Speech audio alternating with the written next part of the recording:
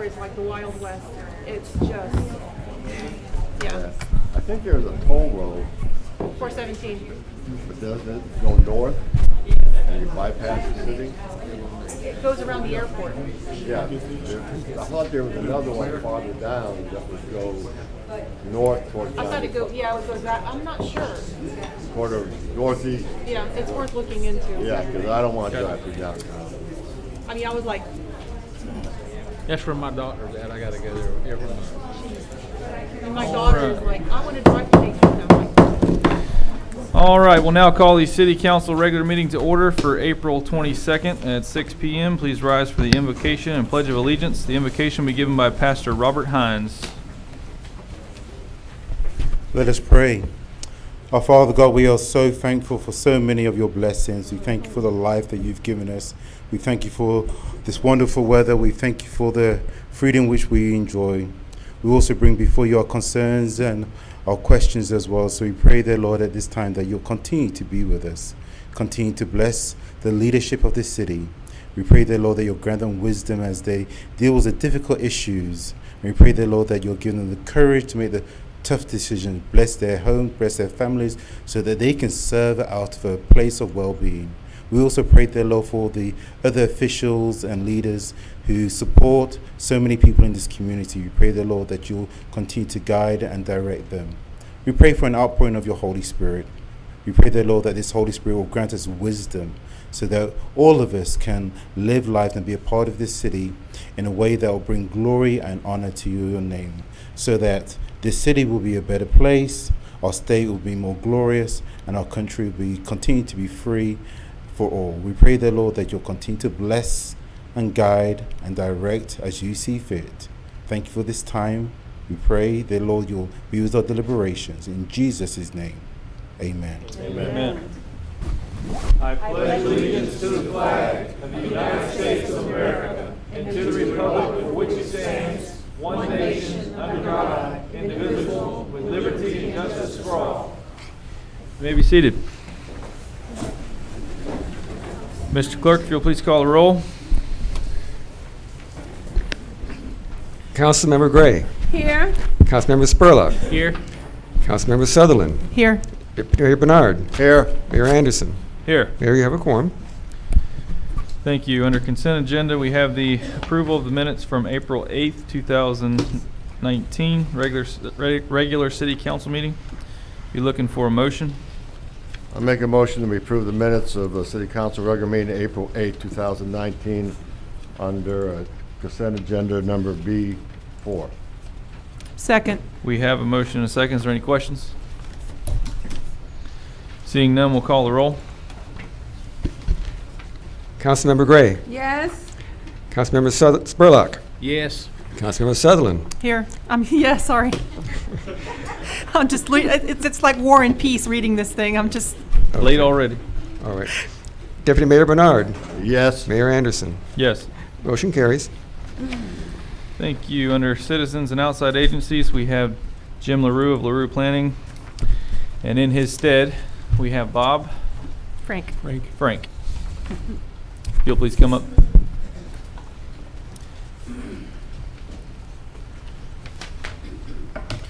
Thank you, council members and mayor. We undertook this process because of a memo written which had a lot of negative items about the CRA.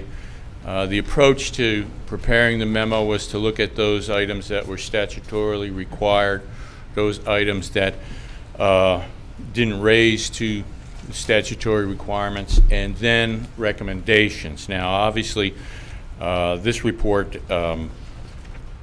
it's not exhaustive, but should clarify the position of the CRA and the Community Redevelopment Agency standing. I think the best approach here is to see if there are any questions from the council.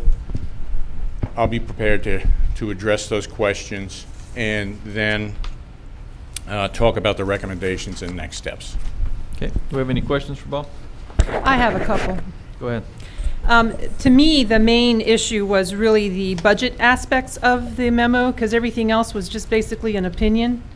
There were some falsehoods in the comments made by the previous city attorney where she commented that no one had ever attended any kind of educational component, and I would like to say that for the past 10 years, we've had several board members of the respective advisory boards attend, and I think it's a disservice to insinuate that those board members are not doing their part when they certainly have.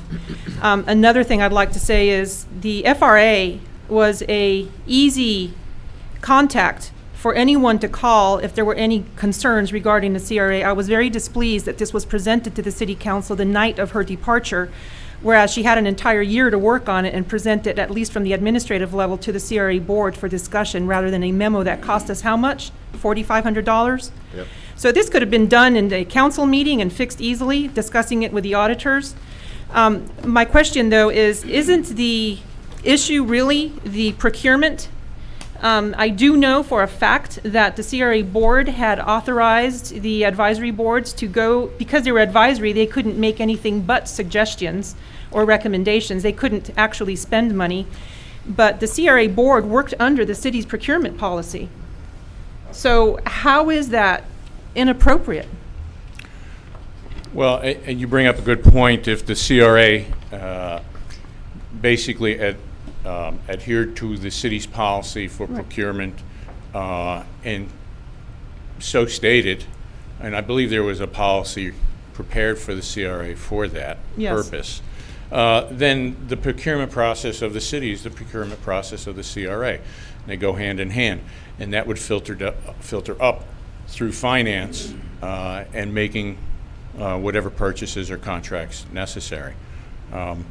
As noted in here in the report, I think starting on page 4, there was at one point an auditor's comment in their report to the city that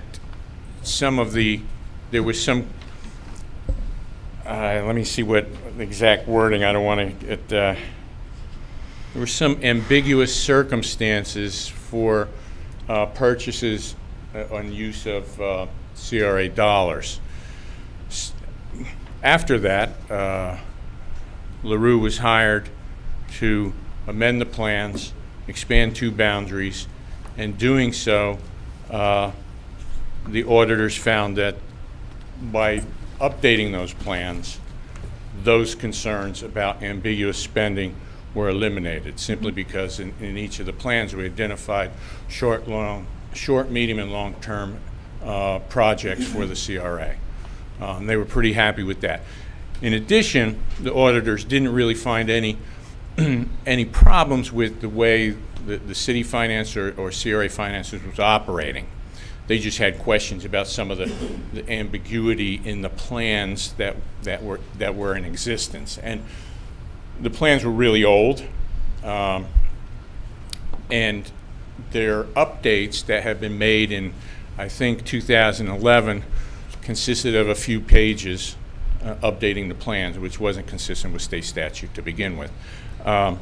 So the auditors finally, I think in their 2015 audit report, noted that the plans were in the process of being updated, and their concerns were being addressed. So And that was they were really the updated. only thing. Yeah, and those plans were updated and they were approved in 2016 or 17? 60s. So moving forward, if the board becomes an autonomous board where there are no longer 3 advisory boards, then moving forward, there could be a place for rules or whatnot, because it's going to be a total independent board from the council. That's right. They would have to adopt their own new rules, subject to council approval, or would it be to their own No, it approval? would be just, unless it had to do with spending and approval by the city council on expenditures, everything else would be just done and handled by the CRA board. But there are some things that the city council may want to still take control of as far as expenditures. Maybe it's at a certain money threshold that the CRA comes to the city council and makes a recommendation for expenditures of X, $100,000 or something like that.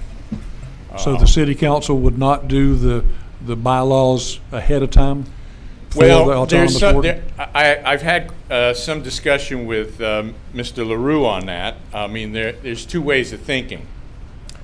My way of thinking is that the new CRA board should be comfortable with their policies and procedures, along with training the new board on the mechanizations of CRAs, so that they could get comfortable with being a CRA board and also in the process develop these policies that they're comfortable with.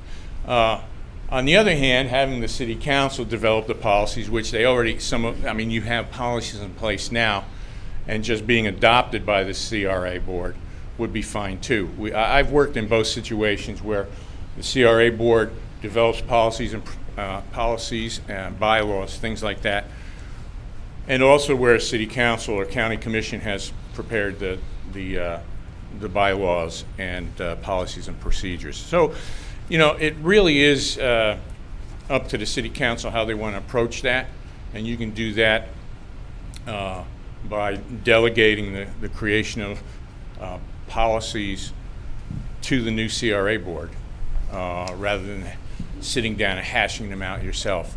It really gets to the same point, that there's policies and procedures that the CRA board needs to follow.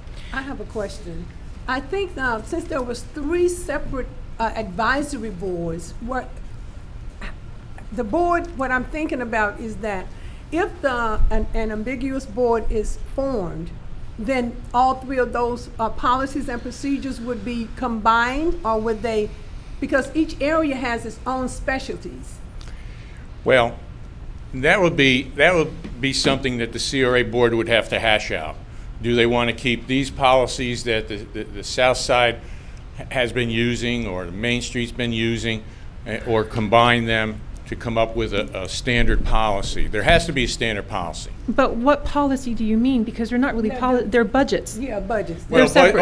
Yeah. Budgets. The budgets are going to be handled by the CRA because there's no advisory committees. So the budget is going to be created by the CRA and submitted to the City Council for final approval. And once that final approval happens, the CRA's bound by their policies for expenditures and contracts and things like that to expend that money. So the ambiguous potential CRA board will create Autonomous. Okay, Autonomous board. okay. Ambiguous. Go I think ahead you with can- your question. yeah. I'm sorry, go ahead. I'm sorry, I think you meant autonomous. The combined board. There you I'ma go. call it Okay. that. Okay, okay. Would they create their own policies and procedures? They're autonomous. They can do. That's his Whatever point, they yeah. wish. Yeah, That's because they're autonomous, they're separate and distinct from the City Council, can create their own policies and procedures. Now, when it comes to financing, obviously, they have to meet auditors' requirements for budgets and things like that. One of the things I brought up here is that, right now, the CRA is a dependent special district of the city by state statute. That means you can put the CRA's budget, the audit, the CRA's audit, in with the city's audit. Okay? One of my recommendations here is that maybe every 2 years, the CRA does their own independent audit. Now, again, that's something extra. It doesn't have to happen because by statute they can be included in the city's audit. One of my main concerns, though, is that the budget shouldn't be included in the city's budget. I should think not be included? Should not be. No, and the CRA used to have its own budget, used to approve their own budget independent of the city council, and just the last few years, it got chunked in there with the rest of the city's budget, and the CRA advisory boards never had an opportunity to have an input in that. So that was a problem, at least with the advisory boards. But I was going to say that I know that in the budget, each respective CRA district has an audit amount. And I do know, in speaking to the auditors just recently, that they're going to do a test on the CRAs. I asked them to please go in there and do a test just to kind of validate any more concerns that may be according to the memo. Yeah. But just to clarify also, if the 3 boards combine into one autonomous board, or the combined board, that each one would have their restrictive accounts. Airport can't spend Southside money on the airport or vice versa. It still has to be restricted to their individual districts. despite them having a board composed of 3 different groups, because these But CRA that's districts. generally how it's done. Yeah, but they're not I've done it in other contiguous. ways, but Yeah, but- that's a special circumstance Yeah. where you get different areas donating their money to a certain project because the one area doesn't have enough money to support that project in itself. And ultimately, as redevelopment goes, when property values increase, tax increments increase, and the pot grows bigger. So this area over here that just received all those improvements, their taxable values go up, and now they have more money to share and can pay back into the funds or even share that additional money. But traditionally, separate is equal. Yeah. Right? You have yours, you have yours, you have yours. And you know, and really that's probably the most easiest way to do it financially. What happens is sometimes projects overlap, and it becomes a finance issue. How much is from this CRA area? How much is from this CRA area? And how do we separate that out? And that like you were talking about the Chamber of Commerce earlier, very much similar. You got CRA money, you got city money, and you really can't mix them together because of CRA's statutory requirement on spending. So just to be cautious, pulling money out of the South Side pot to spend in South Side, and pulling money out of Main Street pot to spend in Main Street, et cetera, in the airport. So that's really gets to the heart of how tax increments are collected and spent. Did you just say that you cannot put together city funding with CRA money to do a project in the downtown area? Well, if it's in the particular CRA area, yes, but in general, like, sometimes marketing things go above and beyond and outside a particular area. And that's where I think the commingling of funds would be best separated out. Right. Just in case. I mean, marketing is one of those gray areas in redevelopment. Most places do it. Most places do it, as a matter of fact, through the annual report, which I mentioned in here should be done immediately. And that's usually a way to showcase the things that you've done in the past year, including putting in the statutory requirements of assets, income, those types of things. So we get to the point where if finance is comfortable with collection and disbursement and they're following city protocols, I think we're fine. Just as long as CRA dollars are separate, which is one of the things I mentioned in here in recommendations is actually setting up a, let me see what I call, it's like a CRA trust fund within the financial department. Right now, the way the city is set up and the budget is set up, you look at it and you go, okay, here's the airport, here's the Main Street, here's South Side. But they're just regular funds within the city's budget, treated similar to an enterprise fund. But it may be a little confusing that they should be treated as an enterprise fund rather than a general fund. The budget's clear, they're separated out, general fund stuff, CRA stuff.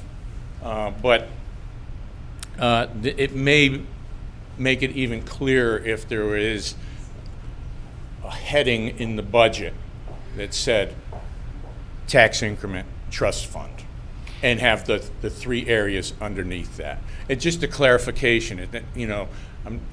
There's nothing bad about how it's done now, but when you look at the budget, the delineation of the CRA just flows from general fund to CRA. And, if you're not accustomed to realizing that, CRA dollars are separate and distinct, people might get the impression that that's all part of the city's budget.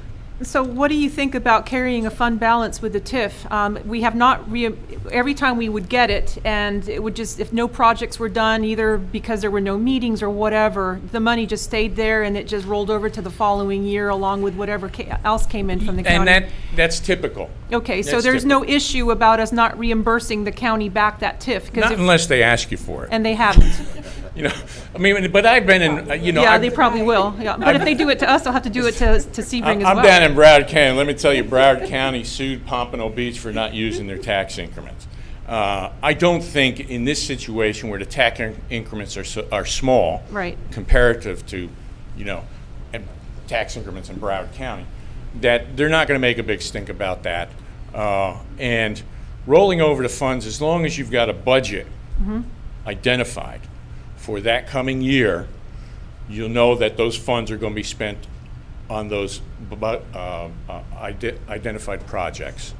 Well, I think that whoever the next board is will at least have the ability to go in there and start designating how those dollars will be spent, you know, and if the project doesn't come about either through timing or procurement or whatever, then it'll roll over, but the project will still be in there because the plans have been redone.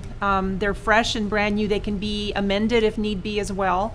So I'm okay with your response. I'm okay with the memo. I'm glad that this has been resolved, at least in my eyes. And I like the fact that the accountants, like when I spoke to them, I asked them if they were going to do a test of the CRA, and they didn't think of it at first, but I think they will do that now. So that'll just kind of quantify a little bit more of the outcome for us. And at least when we start our new CRA venture, we'll be on a nice, clean slate. Yeah, I think so. I think that's a good idea. I think the problem, as far as I could remember, as far as the South Side is concerned, is that the projects, there were no identified projects after we did the one big project where we put that $30,000 to do. 56. Yeah, whatever it was. But after that one, there was no projects identified as far as the South Side was concerned. Well, the Southside CRA plan should have identified projects. And I know it. That's what I'm saying. But what happens is, you know, when you get a finite amount of money and you have your priorities, and those projects, you just can't get enough funds to do those projects. Yeah. That's where fund balance moving forward helps, because now you've accumulated a little more money I got to complete some of those. You know, just thinking back about tax increments and the collection and how much is collected here. You know, most places would be doing those small incremental things with every penny that they have. Whether it be new signage, some street banners, new street lights, those types of things, which are not really big budget items. But they'll, you know, I said in the beginning that, you know, most places carry over a fund balance, but they try their darndest to spend the tax increment that they have, so they're not carrying over a huge fund balance and making incremental improvements along the way. Okay. It's a tough balance between looking at that project that's going to take a couple years of tax increments and those smaller projects that are going to get an immediate impact, immediate result from the public, and saying, okay, now I see something happening. Mm-hmm. And by the way, the expanded areas that you worked on already brought in additional funding for 2 CRAs. The airport didn't, because it wasn't expanded. They lost a little bit because one of the hangars was torn down. But I think it was an 8,000 increase on the south side and something like 20-something thousand on the Main Street area. So it kicked in. That's good. That's good. That's good to hear. You know, and I think there's another new project. And yes, sir. I have a question on that too, on the expansion. If the city does expand and grows and through annexation or whatever in one particular area, who's going to decide on who's going to draw the boundary lines if we're going to expand the CRA to fill that need? Is that still up to the city council, or is that That's up the to city council. Okay, Yep. that's what I wanted That's to the city council. Thank you. Those types of issues, boundary expansions, updated CRA plans, it all has to come through city council. Okay. We have any other questions for Bob? No. No, just to reiterate, we're gonna get 112, or we got 112,000 from the typical CRA, and then an additional 31,900 for Main Street, and then the south side was to receive 28,000 from its original CRA boundaries, and then the expanded areas was gonna bring in 7,400, so whatever, I It's a don't know what the start. fund balance is right now. I know that nothing's been spent on the south side, so there should be some good money there for them to work on some projects. One other thing, I was hoping to get a recommendation to move forward on the recommendations from the council. There are some things that pop out right away, particularly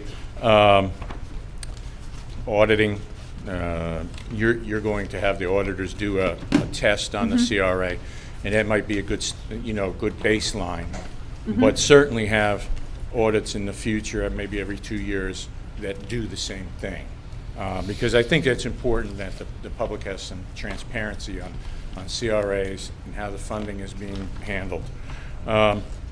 Also, the annual report, we need to get that done. LaRue can help you with that, prepare it. It's basically as much information as you want to put in it. I mean, there are the basics that are required by statute, and then there are all the extras, the fluff, in other words. Bob, in one of your recommendations, under recommendation 2, I just wanted to note that should be both Public Records and Sunshine Act. And it appears as though we're going to be having an annual session here anyway, at least for the time being. We're going to have one this year. And I did ask the city manager to invite all the committees, the advisory committees, to that attend. That's, the sunshine statutes, everybody forgets about that, even though it's one of the most important things in governing in Florida. I would be willing to come up and do a training session with the CRA board and city council once again, just to refresh the institutional memory of what CRAs do, what they're about, and statutory requirements. Do's and don'ts? The do's and don'ts, yes. Do's and don'ts. So what recommendation are you looking for tonight? Well, I think, we've broken this down so far. Ms. Councilwoman Sutherland mentioned there are already some CRA board policies in place, or city policies in place, that can be included with or adopted by the CRA. So perhaps if we could just get a recommendation on identifying the policies that need to be made that the CRA would operate under, or a recommendation that the new CRA board prepare those policies and procedures. Well, we haven't decided if that's what we're going to do yet, so Yeah. how can they? Well, I think first and foremost, we need to go ahead and make a decision on what we're going to do, if we're going to have a new board or not. And if we are going to have a new board, well, let's go ahead and get it done and let them decide how they want to carry forward. Which brings Was me this to my question, what is the next step in establishing the autonomous board? Right. Well, can't we appoint a new board? I guess there's a list also, but could they be appointed at the next meeting once we have all those apps in and stuff? And then, we just have to roll with it. Yeah. I mean, I don't want to have any bureaucratic, stalling or anything, but if they adopt the city's procurement policy, which they had, the CRA board was the city council, we are familiar with the city's procurement. So if they adopted the city procurement, then that's SOP taken care of. Robert's Rules of Order would be the other one, I presume, You'll, if I might, Yeah. you'll have to appoint them through an ordinance. You'll have Yeah. to create the board through an ordinance. Right. And create all the members and duties in the ordinance. A good example is the one that was adopted in 2001, creating another CRA, which obviously was not the appropriate way to approach that. But yet, you can look in there and see, it lays out terms of officers and things like that. So that's readily available to do, but certainly by ordinance is the only way it can be done.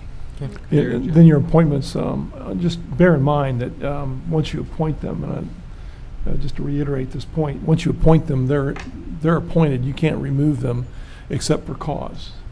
And think cause like not showing up for meetings and things like that. But just because you don't like how they run it, it's not going to be sufficient. Wouldn't it be for terms? Huh? It would be for They'll- length of They'll serving. have terms, right?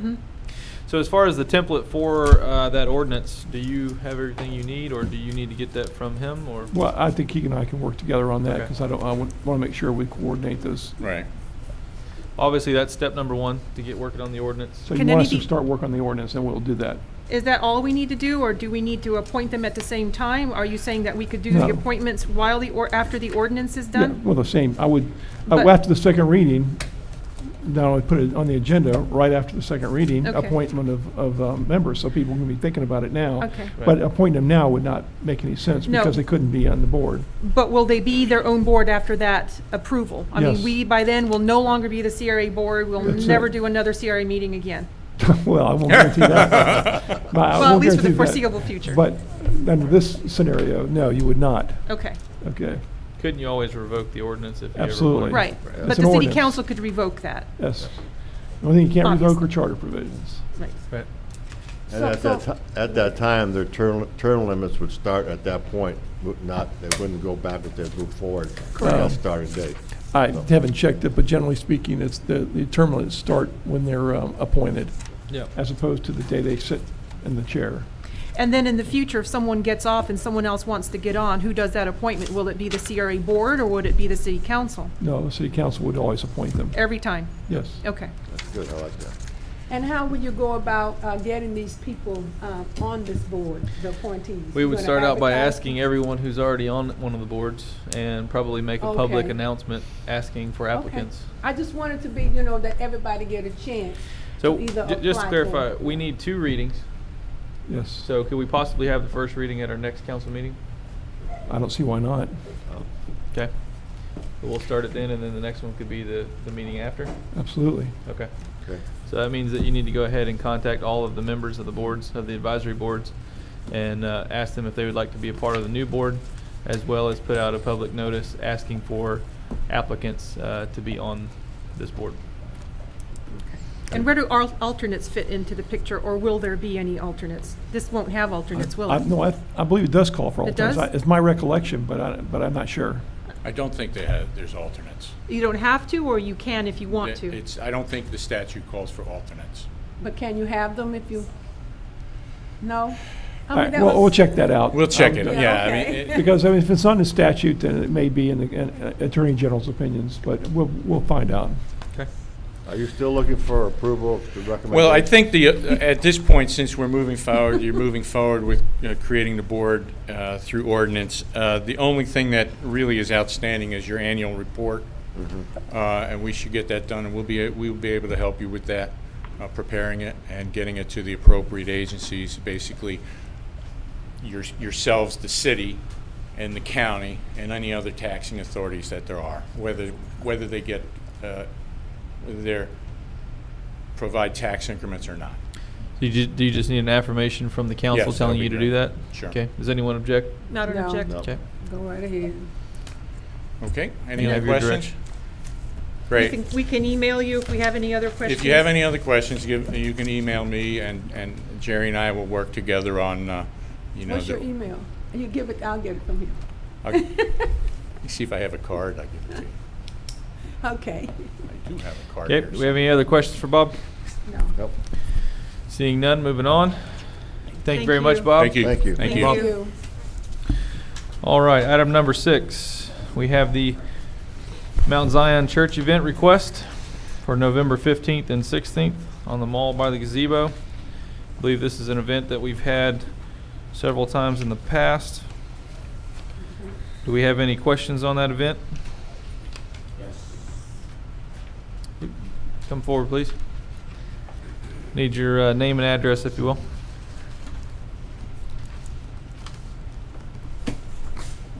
My name is Greg Ramos, Reverend Greg Ramos, and I'm the pastor for the Mount Zion Christian Church at State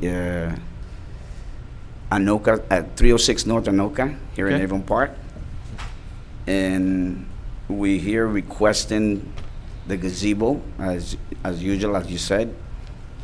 But last year, we didn't have it last year. Question is that year before, on year 2017-16, the city, we didn't used to pay for a deputy or officer out there. And I think 2 years, 16 and 17, they requested it for 2 officers, and I think last year we paid for 2 officers. Year 17, we paid for 2 officers, and year 2000, and then we had Officer Jason out there. So I want to know if we still have to be paying for 2 officers, or we do need anyone out there at all. Okay. That's a good question. Since we have no officers. I'll try to get you a good answer. Okay. Now, would that have to be answered tonight? Well, we wouldn't pay for it, would we? Well, No. I don't know. It's a state highway. Are they going to require that we have one? We're not closing the We're only highway. doing We're lane just closure, closing a lane which closure. I was trying to Yeah. remember what we just approved on the Blueberry Festival. Festival. But We you're just not had the closing. same question. Yeah, And at that time, we did not have to have officers present No. because it No. was Right. partial lane closure. correct. So how many people are you expecting to have there, Reverend? Well, we usually have at least 200 people, more or less, and we've been doing that like for what, 5-6 years now. Right. But we started, and they usually used to close the in lanes, the south and east and west Inside lane? inside lanes, and we never had a problem before until 2016 and 2017 when they request officer out there. So we started paying the public work department to come out there and put our cones out too, which we didn't used to pay for that. Right. So I don't know if this year will be the same, or I guess you guys was blessed. Maybe things change. Well, I would like for the city manager to find out exactly what we are required to do. I will do that. And this isn't until November the 15th, so you've We- come with a lot of time for us to we work have out all the time. details. Yes, this November 15 and 16. Yep. So at this point, sir, we'd like to find out exactly what we're statutorily required to do. And obviously, we don't want to burden you with anything that you don't have to do. Mhm. So we'd like an opportunity to find out exactly what we need and bring this back up at a later date. Of course, as soon as you guys review it, will you be sending me an email or? I'm sure he can contact Yes. you this week and it'll come Yes. up at the next meeting. Okay. Appreciate it. Yes, Thank sir. you. Thank you. Thank you. Congratulations, by the way, on your grandson's soccer. International soccer players from Avon Park. How about Yeah. that? All right, moving on to item number 7. We have the Avon Park Chamber of Commerce event request for July the 4th at Donaldson Park.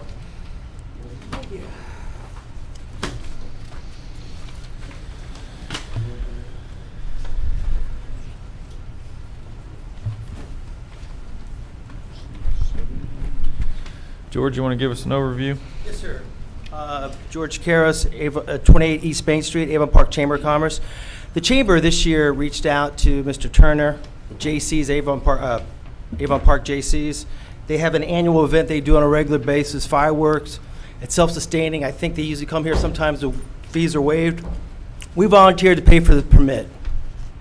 And maybe we'll have a DJ and a couple food trucks. We're not going to expect that this is, we're going to provide services and promote it so people know about it, just kind of help them. So that's the nature of this event request to help the JCs. Instead of them just showing up doing fireworks, we're going to pay the city permit and try to help it be a little bit more community-based.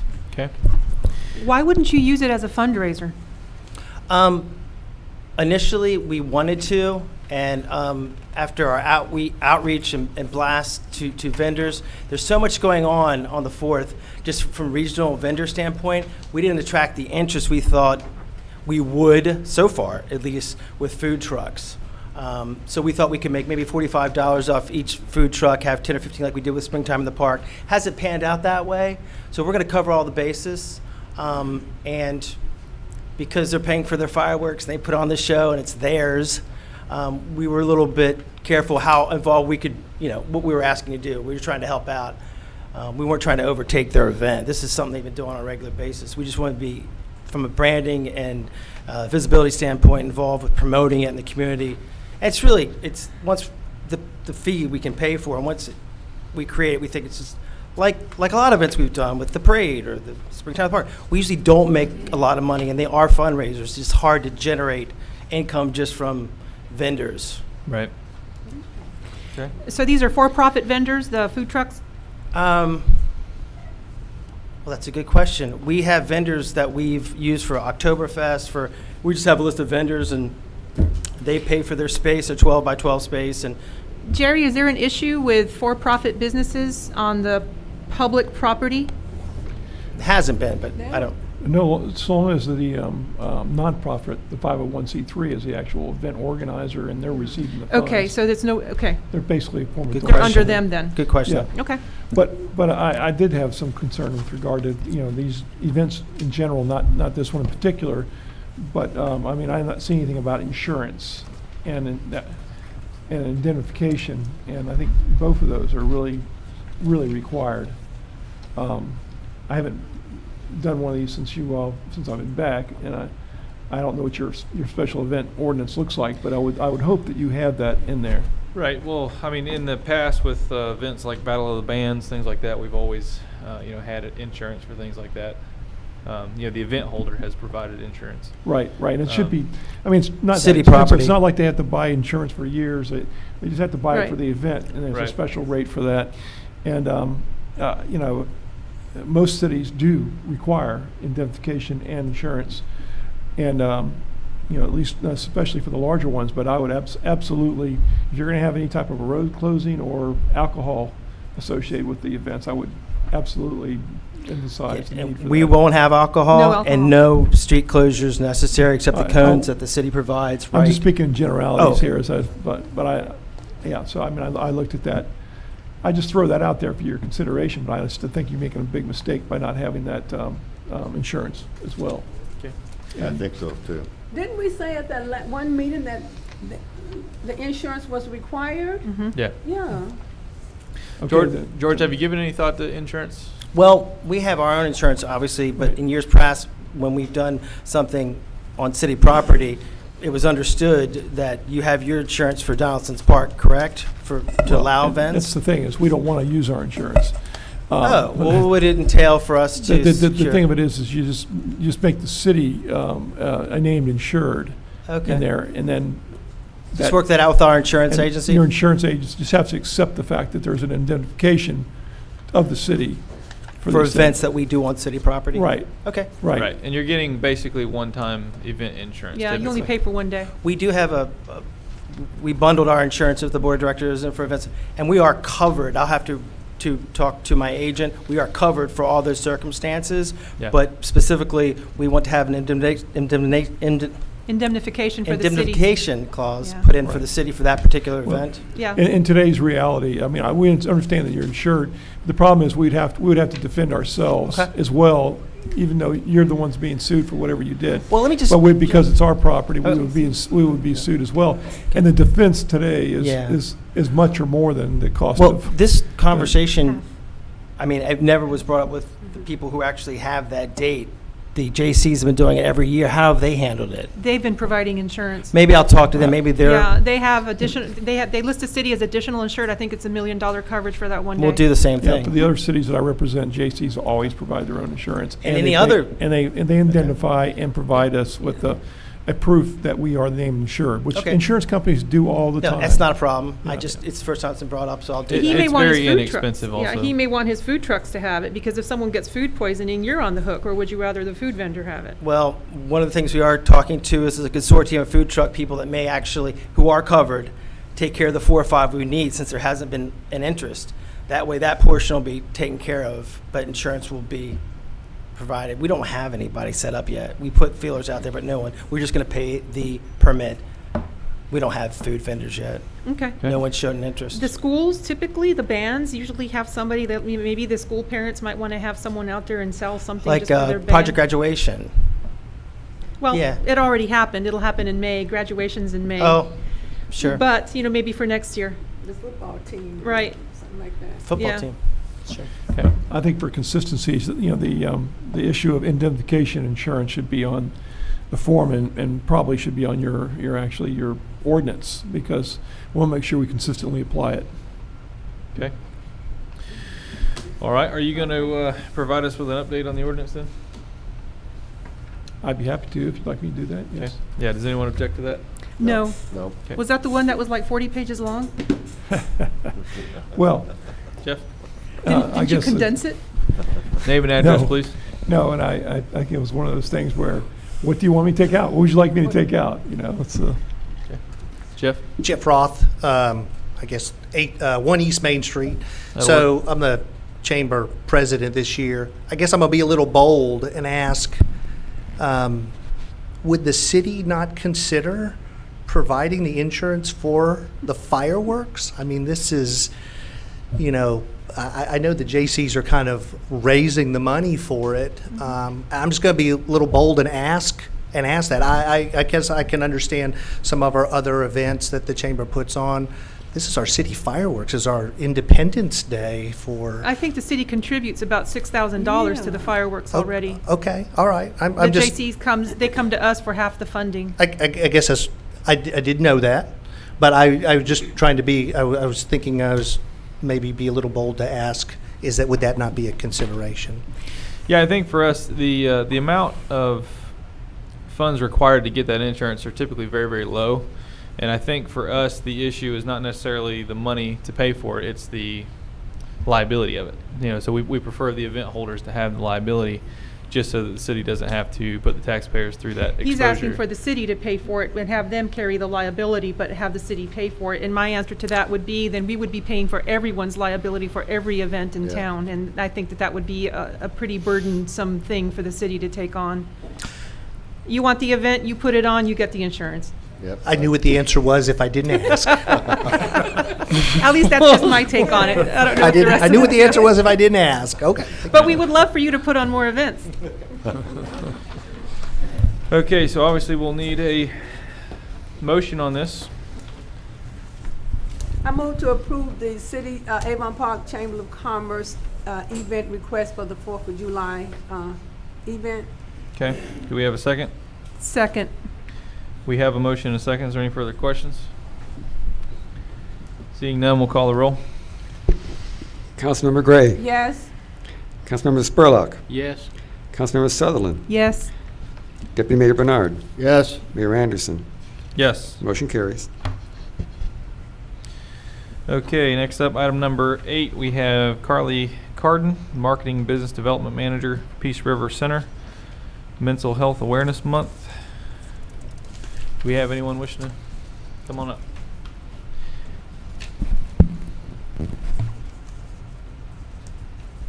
Hi there. Good evening. I wanted to thank the city council members and you, Mr. Mayor, for having me this evening. I just wanted to thank you guys for approving our proclamation announcing May as Mental Health Awareness Month. I know not a lot of people know that we are now operating in Avon Park and all of Highlands County.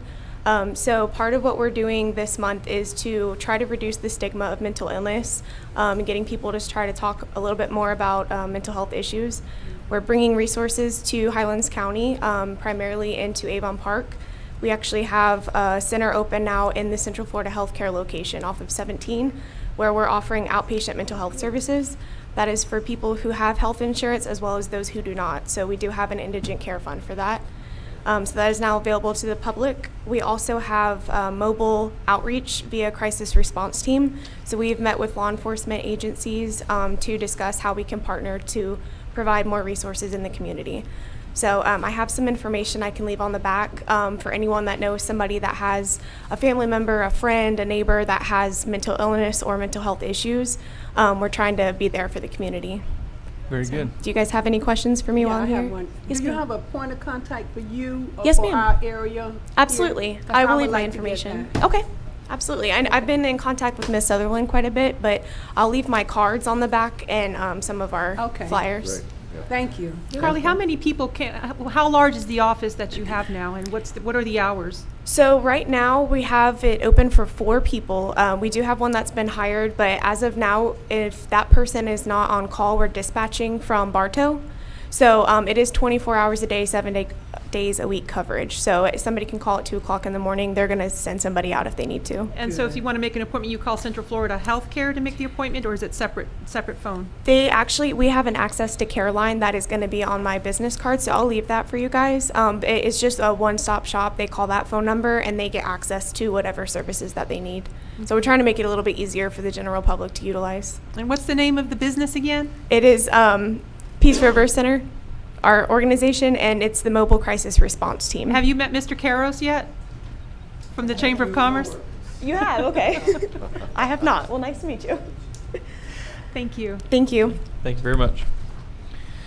All right, at this point, I would like to change the agenda around just a little bit. We have item number 10 that needs to be removed, and we have item number 20, subsection 1, the Highlands County Sheriff Citizens Comments and Concerns. I'd like to move up in between item number 8 and 9.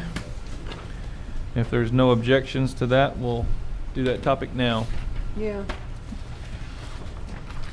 Alrighty, so we have the Highlands County Sheriff Citizen Comments and Concerns. Ms. Sutherland, this was Yes, I yours? asked to have this put on the agenda. I understand that the sheriff got some calls a couple of weeks ago regarding some concerns in town, and since then, I don't know why, but I get a lot of phone calls, and a lot of from the same people sometimes. One particular gentleman by the name of Lawrence Factor, he said that I could use his name tonight. He was very concerned.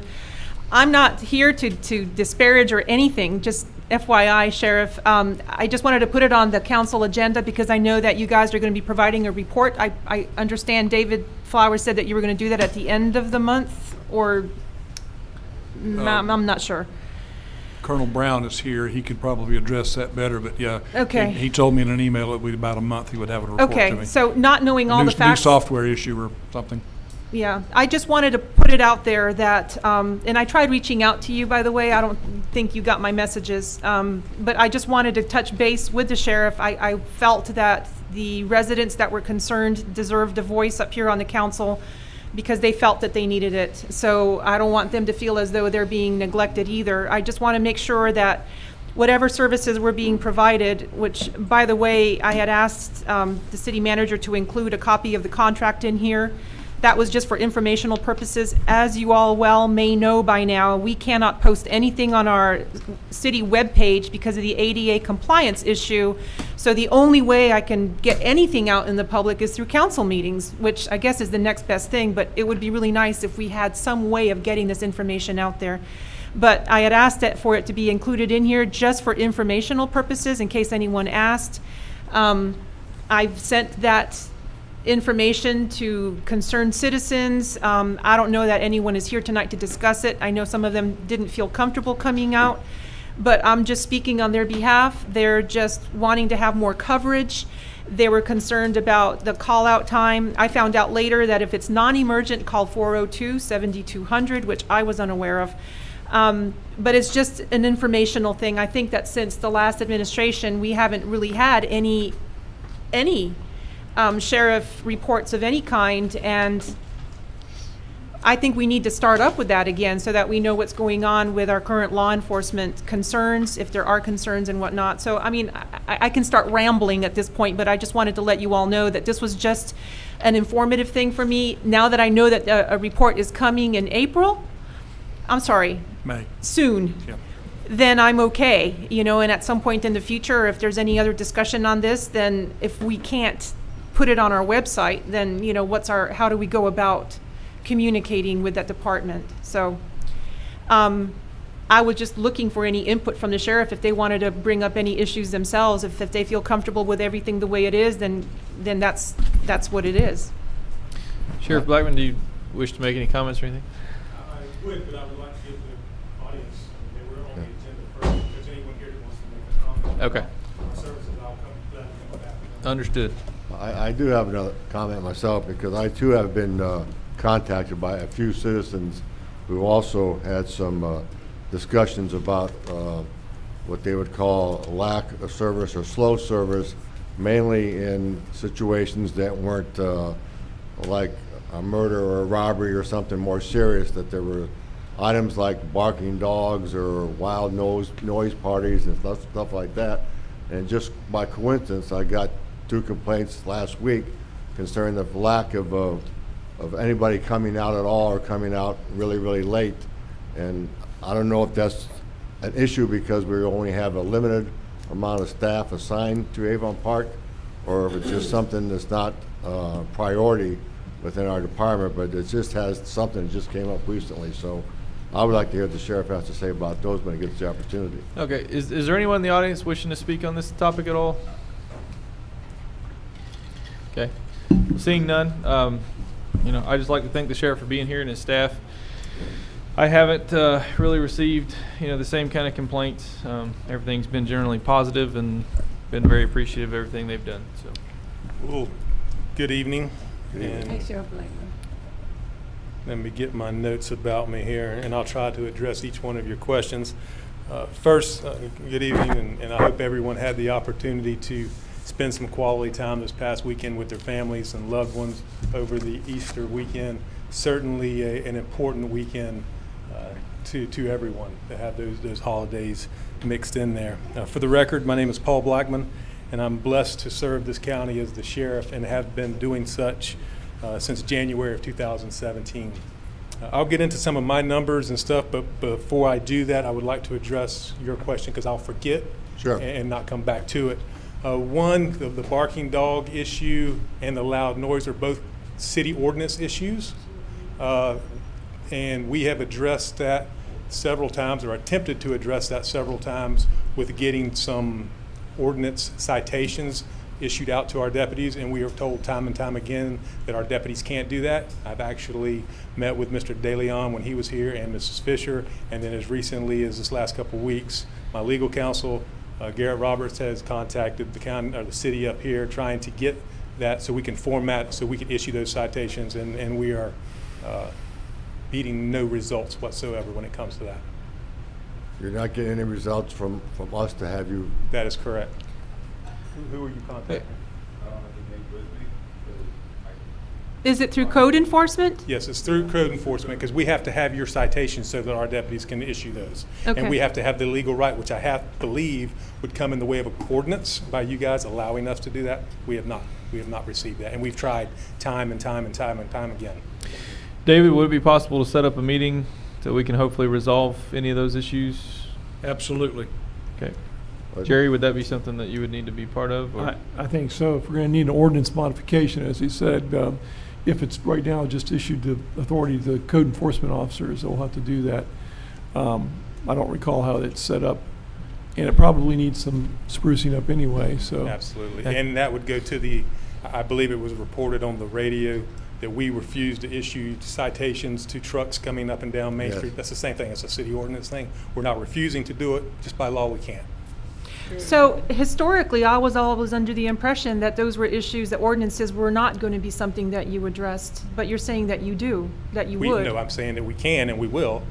As part of the existing contract? We do it in the county. they're non-criminal offenses. No. They're offering to issue the citations, the code enforcement citations, which is authorized under Chapter 162 of Florida statutes. We just have to make sure it's in our ordinance and the procedure by which they can be done. Then they'll need the code book, the citation books, to issue the citations. Obviously, yours would be different than the county's. So like noise ordinance violations, we have noise meters. We go out, we document the amount of noise that's coming from the offender, and then we go about issuing that citation. We do not have your citations, and we do not have your noise meters. If that's what you want us to do, we don't have access to your tools. Well, I know that Jason Lister retired in January, and since then we've had transition in our in our code enforcement, and a new supervisor was appointed until her replacement was found with her current job. So I don't know who you've been speaking to, but I would hope that if you can't get any results from the department staff, that you would call the city manager on issues, because otherwise we're getting the calls and we don't know what to tell people. I was under the impression that you didn't work on ordinances, because that's what I was told by Mr. DeLeon way back when. So if you've been working on this for 2 years, thank you.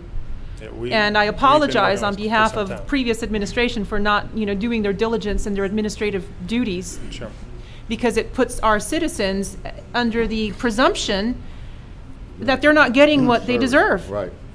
And I think that that's- we initially approached this issue several years back when I first took office, because we were having to call your code enforcement out in the middle of the night, 2 a.m. That's where some of the Right. noise ordinance issues. And we said, if you just give us the book and write an ordinance saying that we can inform, we won't have to call you guys out. And it's never happened. So, I mean, how far does it go with ordinances? We've got a gazillion ordinances. I mean, you Well, would, there's a difference between the way you're right now, you're enforcing it under the part one is chapter 162, which is code enforcement boards or special magistrate, and you're using special magistrate. That's totally different than what he's talking about, which is part two. It's also under chapter 166 of the Florida statutes, and that's a citation form. On the way that we're doing it right now, the code enforcement person goes out and gives them a warning. Then the second time they go out and they give them the notice that they have to appear at the code enforcement special magistrate. What he's talking about is basically a citation where that's issued. It's a snapshot. That day they get a fine of $50 or whatever. The way that we're doing it right now, this code enforcement special magistrate is supposed to issue the order stating how much it's going to be, but it's a daily fine. Okay, what he's talking about is a snapshot fine. It's basically, here's your $50 fine, and here's your options to pay it. You can either pay $30 today, or you pay $50, if we have to go to court. And there's variations on that. You have both types, as I recall, unless something's been done. You have both types. well, he just says ordinance. nothing's been done, so. But- You know, he's saying you guys have that currently now with your code enforcement. We have the But we don't. framework, but we have to provide him. I know you did citations because I handled some of the cases before, years ago.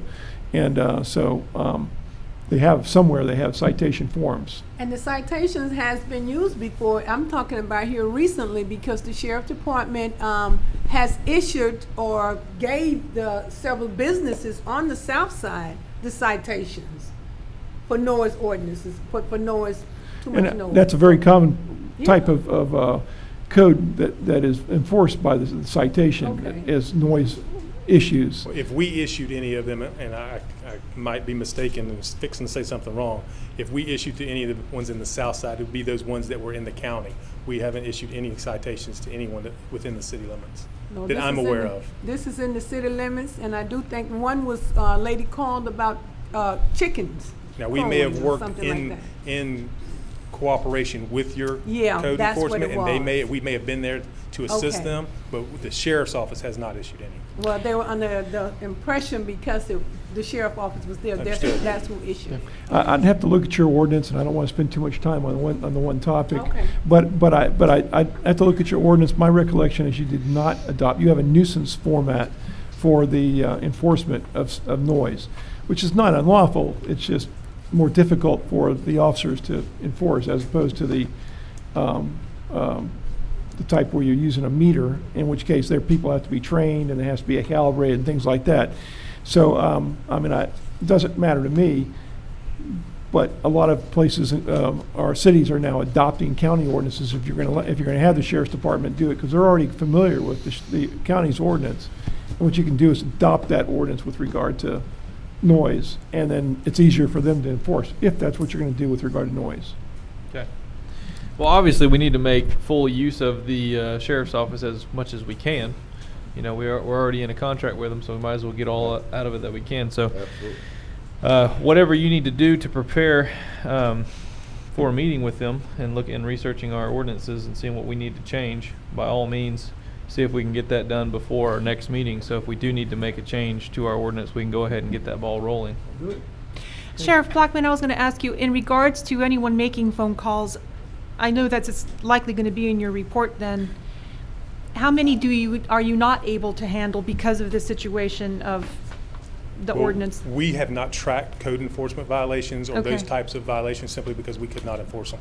So we don't. So if someone calls the 402 number versus the 911 number, do you keep tabs on the 402, 7200 non-emergent Well, calls? if a deputy is dispatched and it comes into our communication center, that would be a call for service, or a CAD could be pulled. Mhm. We would track it that way. It doesn't matter what number it comes in at. Okay. But it would matter the situation. If they called from the city of Avon Park and said they had a noise issue, we would then refer them to the city's code enforcement. we wouldn't send a deputy or wouldn't talk to them about what their issue was because we can't answer their question. And by the way, Mr. Factor called me up after he spoke to you directly, and he was very grateful that you reached out to him, and I thank you for that as well. I think our residents, when they have big concerns, you know, they feel that they need to be heard, and he certainly had his say with you, and I appreciate that. I certainly explained to him what, or answered some of his questions, which I will go into this because I think there is a misconception sometimes about the services that we do provide the city of Avon Park. So anyway, I'll get back to where I was going with my presentation, and I on the way to work this morning is where I kind of heard about this issue. I know you said you have reached out to me, but I've been at the sheriff's office every single day, and I've always carried my phone with me, and I think I can speak for several of the council members who have called me. I'm always available, as Mr. Fawcett can probably answer that question for you. I will return phone calls, and I will answer my phone whenever it rings, because I think that is an expectation that the citizens have of me, and I will provide them with that.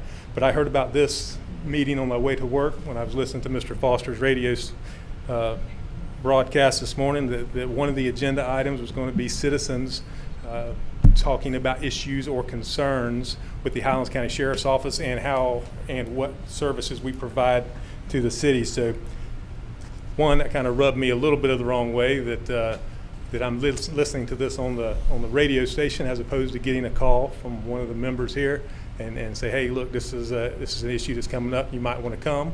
I thought that we had a professional relationship. Maybe I was wrong about that. That's on me. That's on me, Sheriff. I should have contacted you when I was putting the agenda together, but there was so much of it, it slipped my mind. So I apologize for that. I should have reached out to you on that. So not only did Mr. Fawcett reach out to me and have this conversation about what he was unhappy about or what his perception was for response times and what that nature, I have received a couple of other calls from citizens, one as recently as today, that said that the council is thinking about standing up their own police department, that they could do an 8-man police department for not as much as we charge, in which we charged $1.3 million. And I said, well, are you for sure?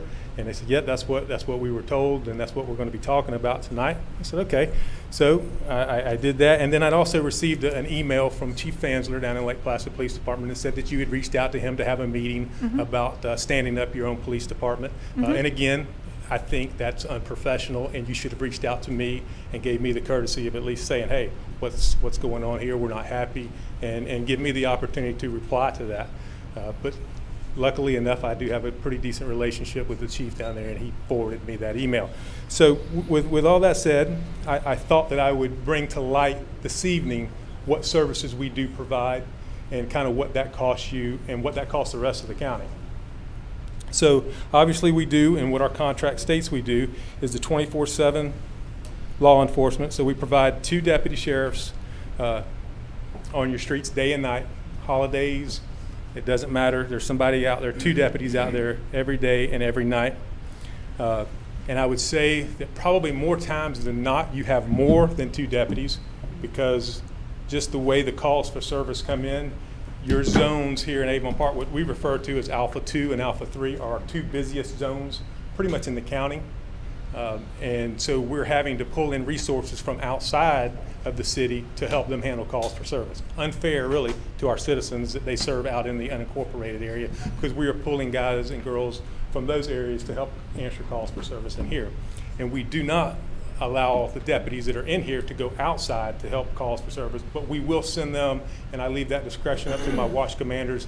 If one of my deputies is in a fight in Avon Park Lakes, I expect him to remove this deputy that's in the city of Avon Park to go out there and help that deputy just for safety, but that's only done in emergency situations.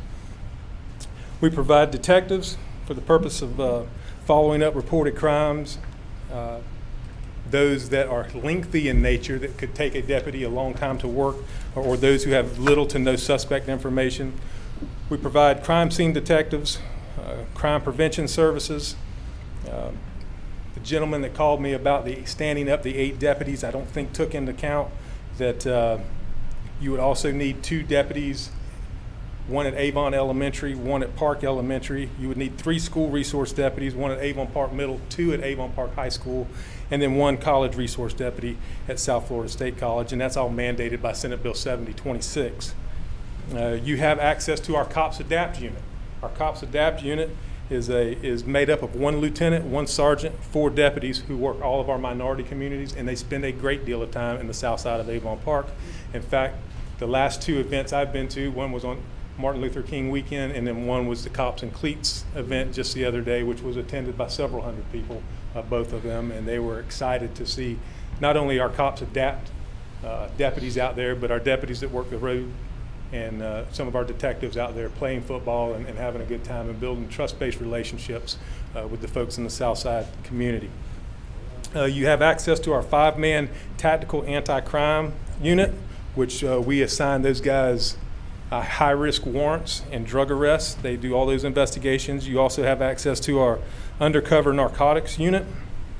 You have access to our dispatch service, who dispatches for your fire department. All the administrative services that these members do, such as payroll, accrual of annual leave and sick leave, human resources, our training unit, who actually trains all of our deputies so that they meet their mandatory research requirements. The 24/7 IT, so if one of your deputies' cars in the city of Avon Park, if it breaks down or if they have a computer issue, they have access or they have the availability to call out one of our IT guys immediately and they come fix that problem. As well as our purchasing. You have the services of our accreditation unit, because the men and women that serve the citizens of Avon Park work for an accredited agency. I don't think that was the case in the past. You have access to all of our fleet and maintenance services, to include all of our communication tech support. You have access to our public information officer.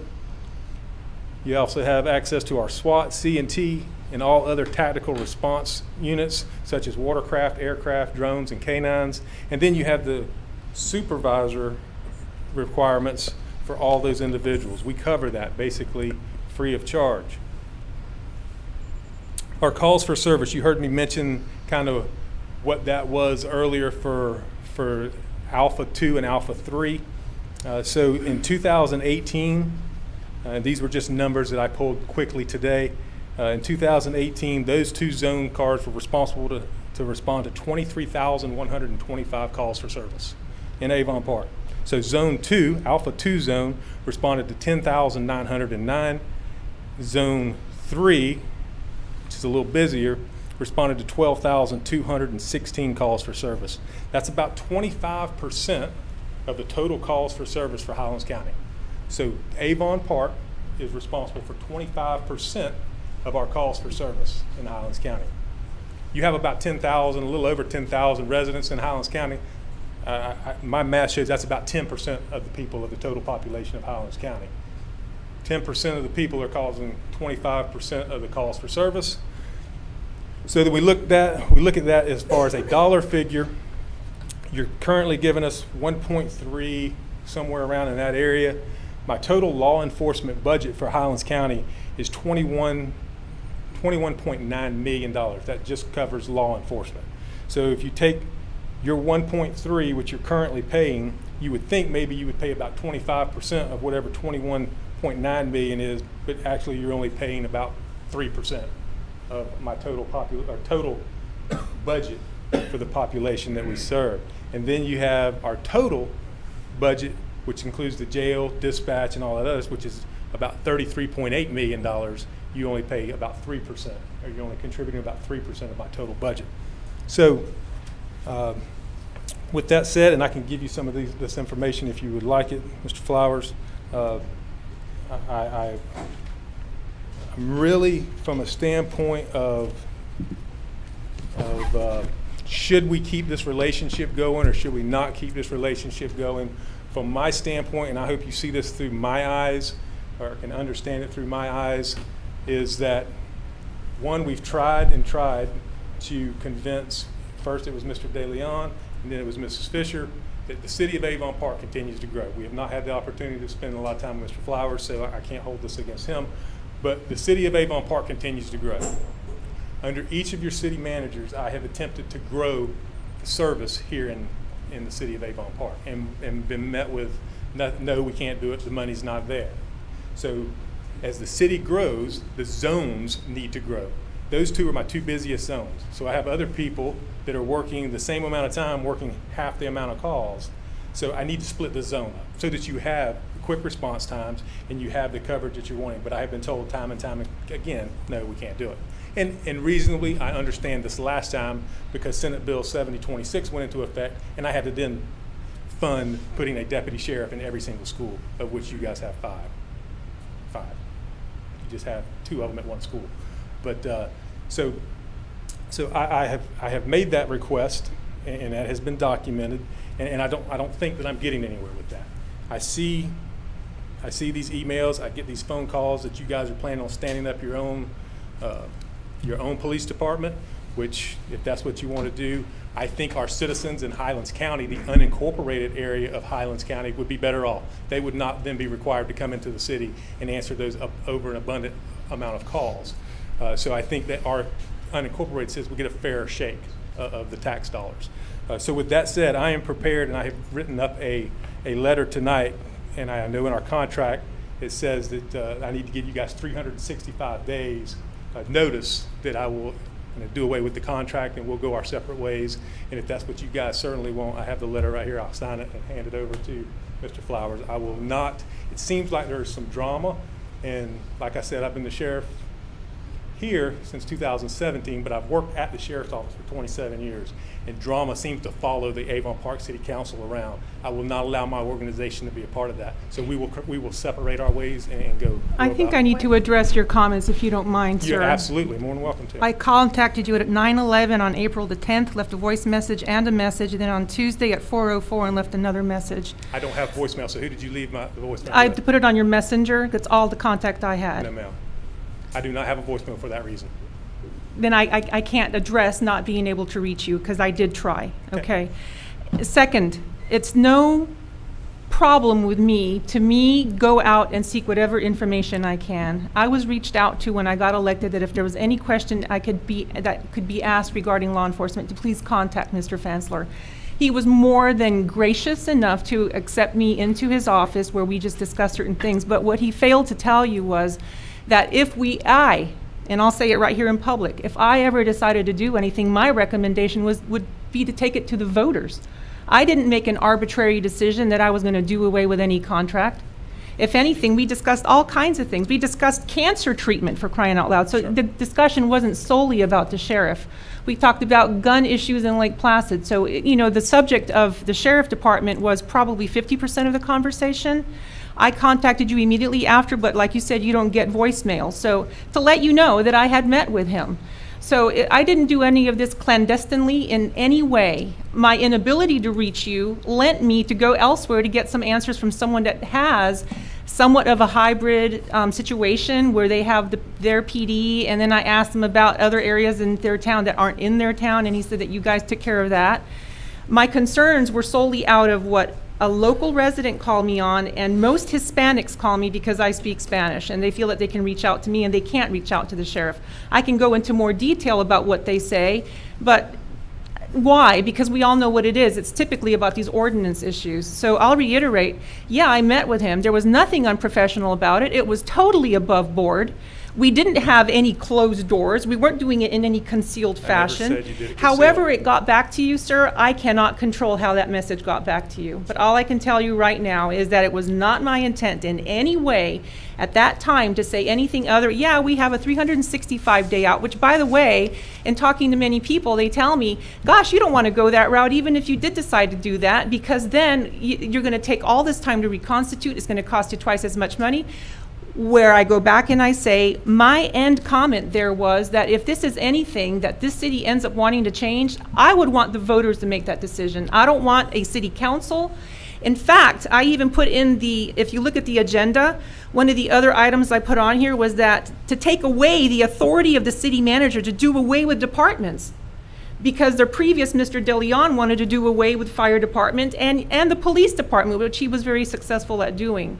So, you know, I understand your concern about drama, but there was no drama involved here whatsoever. It was me trying to seek answers from a professional that knew the atmosphere, and not, I can't communicate with them. I couldn't communicate with David. He's busy enough. To me, it was just a conversation. In fact, it was, you know, how getting down to Lake Placid, gosh, it was just so far, I almost didn't want to go. Well, I would encourage you in the future, I know you're new to the council, I would encourage you to utilize email, utilize other phone numbers, utilize stopping by, you had to drive by my office to get to Lake Placid. I would suggest doing some of that kind of stuff. Well, and I apologize if I didn't go that route. I mean, apparently, I mean, obviously, it strikes a chord, and I totally get that. But it was never my intent to do that. You know, I mean, like I said, this was nothing more than just communication with another person. Whatever drama comes out of that, I can't control. I can't control how people reiterate what I say. But I'm telling you to your face right now that I did not leave that meeting saying, oh, we're going to disband. I can't speak for them. I said specifically. I never said that you said that was going to happen. I just said my perception, I asked for you to see it through my lens, is that there was something going on because I've received There's these nothing calls. going on. I'm I mean, just telling you, I like I see it through said. my lens is what I said. But there's nothing to see other than what I'm saying to you right now. And that's exactly how it happened. It was just a communication with him because he offered. Gotcha. Well, Sheriff Blackman, I can't speak for anybody else up here, but I can say I had no idea any of this was going on. Neither did I. I'm a little shocked, you know, and I'm sorry that you know, that you feel that way about it. Had I known, I would have called you because you and I have always had a good relationship.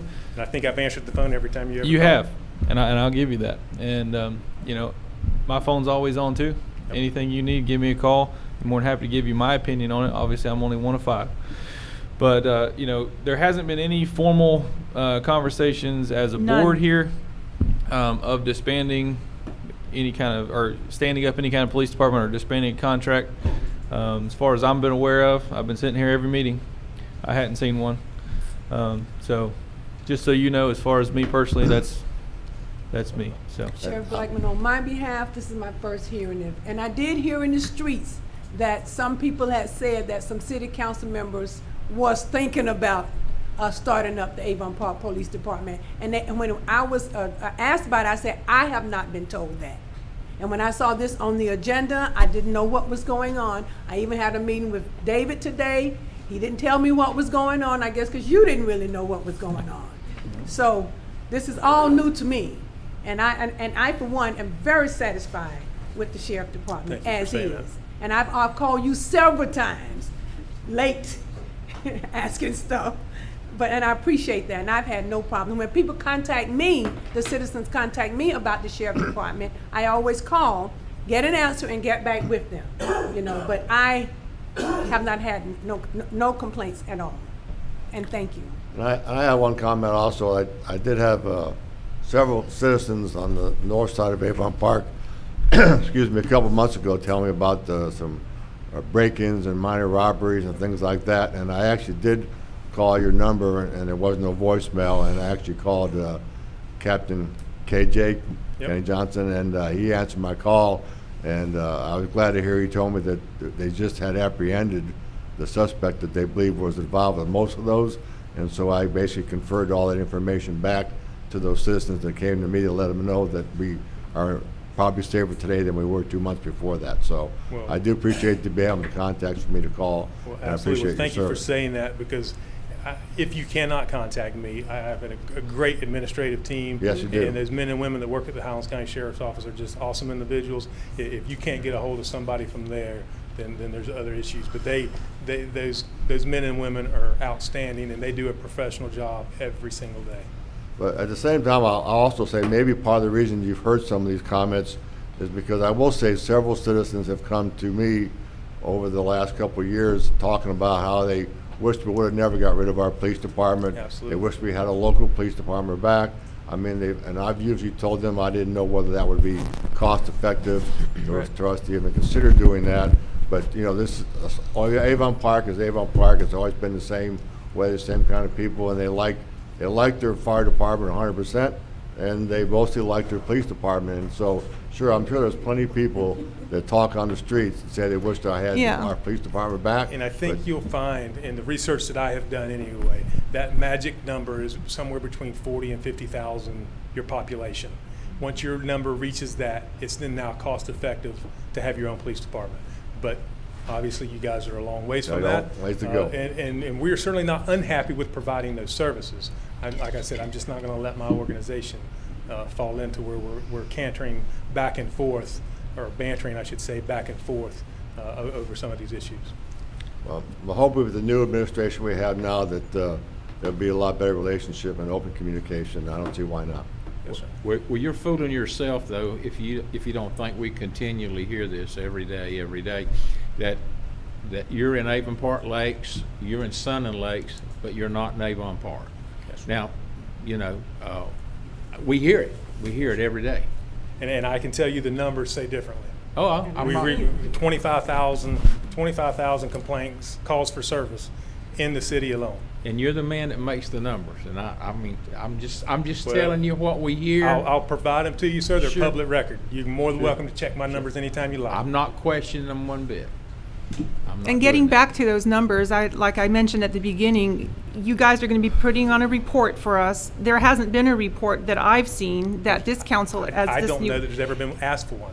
And I asked David to ask for one in January, so you're finally putting it together. I don't mean finally in a bad way, I just mean that it's getting done. So thank you for that. Mr. Flowers asked us recently from the city to do a 100% inventory of your property and evidence left over from the last police And I know department. you've got a lot of stuff And that you inherited. Yes, we that you did shouldn't have and- inherited. And you've got about 125 pieces of evidence that you can't be accounted for, so you might have some other issues along the way. I'm not sure, but I thought I read in the contract here that we were supposed to get a quarterly report. I think I'm supposed to meet with the city manager quarterly. Okay. Then I think that's a great idea, but maybe it'd be a good idea to come before the city council for the citizens to hear that, and also for the communication companies, the radio and newspaper. So we invite you to come back anytime. And I would too. And like Mr. Spurlock said, I don't know if you get the same calls that I do, but the people that call me are the ones that didn't want the police department to leave. And I have to address their comments as much as I address the ones that like you here.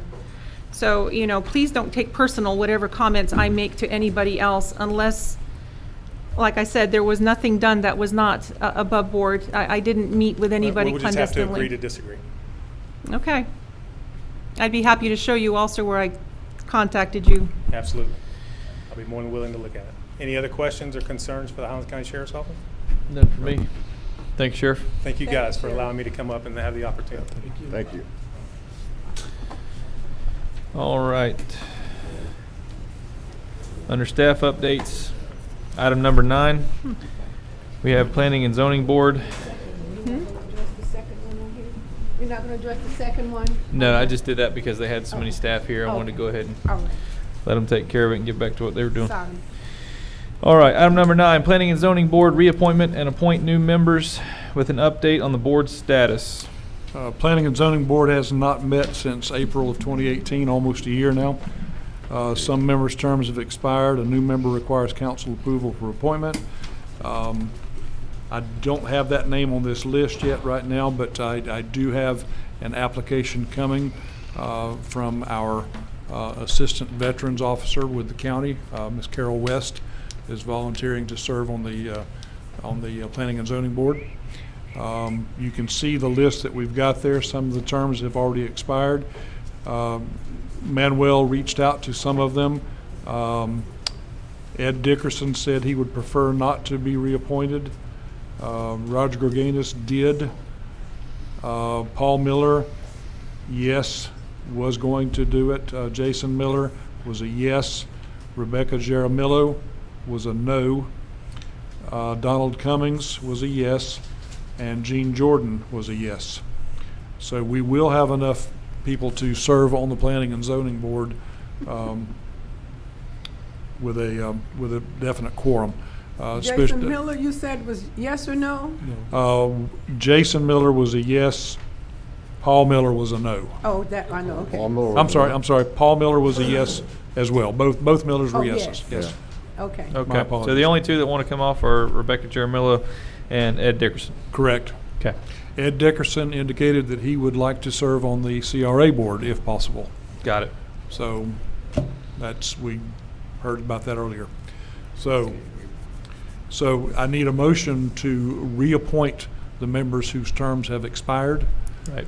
And can we add Ms. West on there without having an application on there? Can we add Carol West on there? You can add her to the, Be all Yeah, right with me. Jerry, do you see a problem? Just simply say it, would you add it to the motion, and then somebody can say so moved. Okay. Would you add that to the motion? So So moved. moved. When you make the motion? oh, All right, so moved, it makes the motion that he proposed, which was to reappoint the Yes, members and and add I that said one so name. moved. So it's moved, we need a second, well, we had Right. so, I made the motion. We need a second. oh, well, she made the motion as well, so that automatically becomes a second. Okay. All right, so we have a motion and a second. Is there any questions? Well, David, did they give a reason why they haven't met? There was no need, or they just didn't do it? We haven't really had any cases. Good. We do now.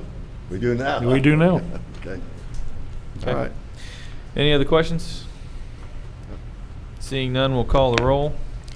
Councilmember Gray. yes, Councilmember Spurlock. What are we voting on?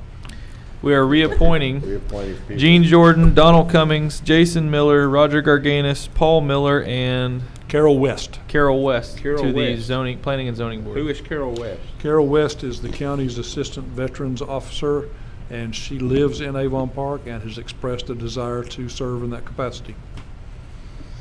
We have 2 open vacancies currently. Yes. Well, I'm looking here for the alternate. Are we gonna take some of these alternates off? We didn't cover that. Are you gonna The keep alternate, June Fisher on as an alternate? no, she sits there. She's not an Steve alternate. Benz was the only alternate. He was an alternate, but he's declined to serve. I mean, you know, that's why I'm saying, it's on my sheet, June Fisher. alternate. It's city staff, That's it. listed under city Is staff. she gonna be removed? This is a copy of a memo from June of last year. Yeah. It's a good points, but we were actually in the But, I middle mean, of this a is, vote. this is my memo. That's all I'm just saying, you know? Yeah. Yes, I vote yes. Okay. All right. Deputy Mayor Bernard. Yes. Mayor Anderson. Yes. Councilmember Sutherland is absent. She stepped out. Okay. Do we have any other questions on this? Okay. We did have one sign up, Miss Elizabeth Anderson. Do you still wish to speak on this? No place for that. Okay. Okay. All right. Moving on to item number 11, 18 East Pine Street, building donation. Council members, you saw my memo concerning this, where I did find out that in March of last year, you actually accepted the building. There was an 11-page agreement that I asked Mr. Buer to review. He has attached some notes to that is in your agenda packet. He is actually requesting that we still proceed with the Phase 1 and Phase 2 environmental study. I cannot tell you at this point how much that's going to cost. I have left a couple of messages with some firms that do that from out of town. The concern is in the underground storage tank. That is actually a propane tank that you can see the top spout on. And in speaking to a very good friend of mine who happens to be an environmental engineer, he said you do not have the same concerns with propane as you do with petroleum products. No, you don't. So that since that is a propane tank, I think that we may not have that same level of concern, at least for the Phase 2. Do you agree, Jerry? Right, and I actually put that in my memo. I didn't know what kind of tank it was, but it states in the agreement that we accept the fact that it's an underground storage tank there. Correct. And so it's sort of like, it couldn't be a horrible thing if it's petroleum. Right. Now, do you want me to at least find out what it's going to cost for a Phase 1 to do this? Is there any opinions on the council? Well, first, let me verify that basically what you said is that we actually own the building now.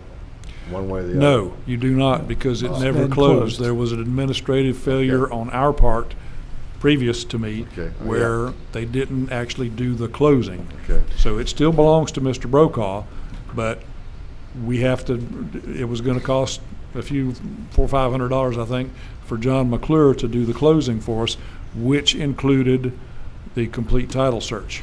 And knowing that it's a propane tank removes one concern I had, which was the cost of removing the tank, which is unlawful to have a abandoned underground storage, petroleum storage tank. Right. You have to remove them or remediate them. And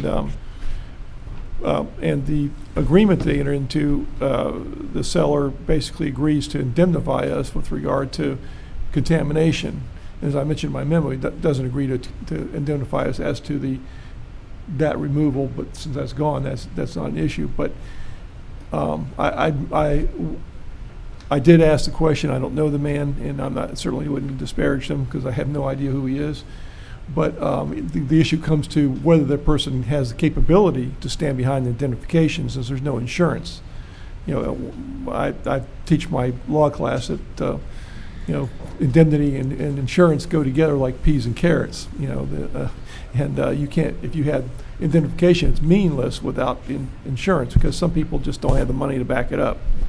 So that's what I'm saying. Love that laugh. Well, All right, hearing nothing else from you, what I'll do is just go ahead and do a request for proposal from a couple of the Phase 1 environmental things, just to see what it's going to cost us to go forward with this. I'll be all right with that. Sounds good. Okay. Any objections? No, it's fine with me. I Okay. think that's a smart move. All right. Is that it for that one? Yes. Item number 12, we have the Wild Building, update on structural integrity and proposed future use. It ain't good. It ain't good. Give it to us straight, David. Yeah, straight up. Okay, Mr. Cool and I went inside the building, as did a couple of city employees a few days prior to that. The building's in terrible condition. Can it be rebuilt? Yes, it can.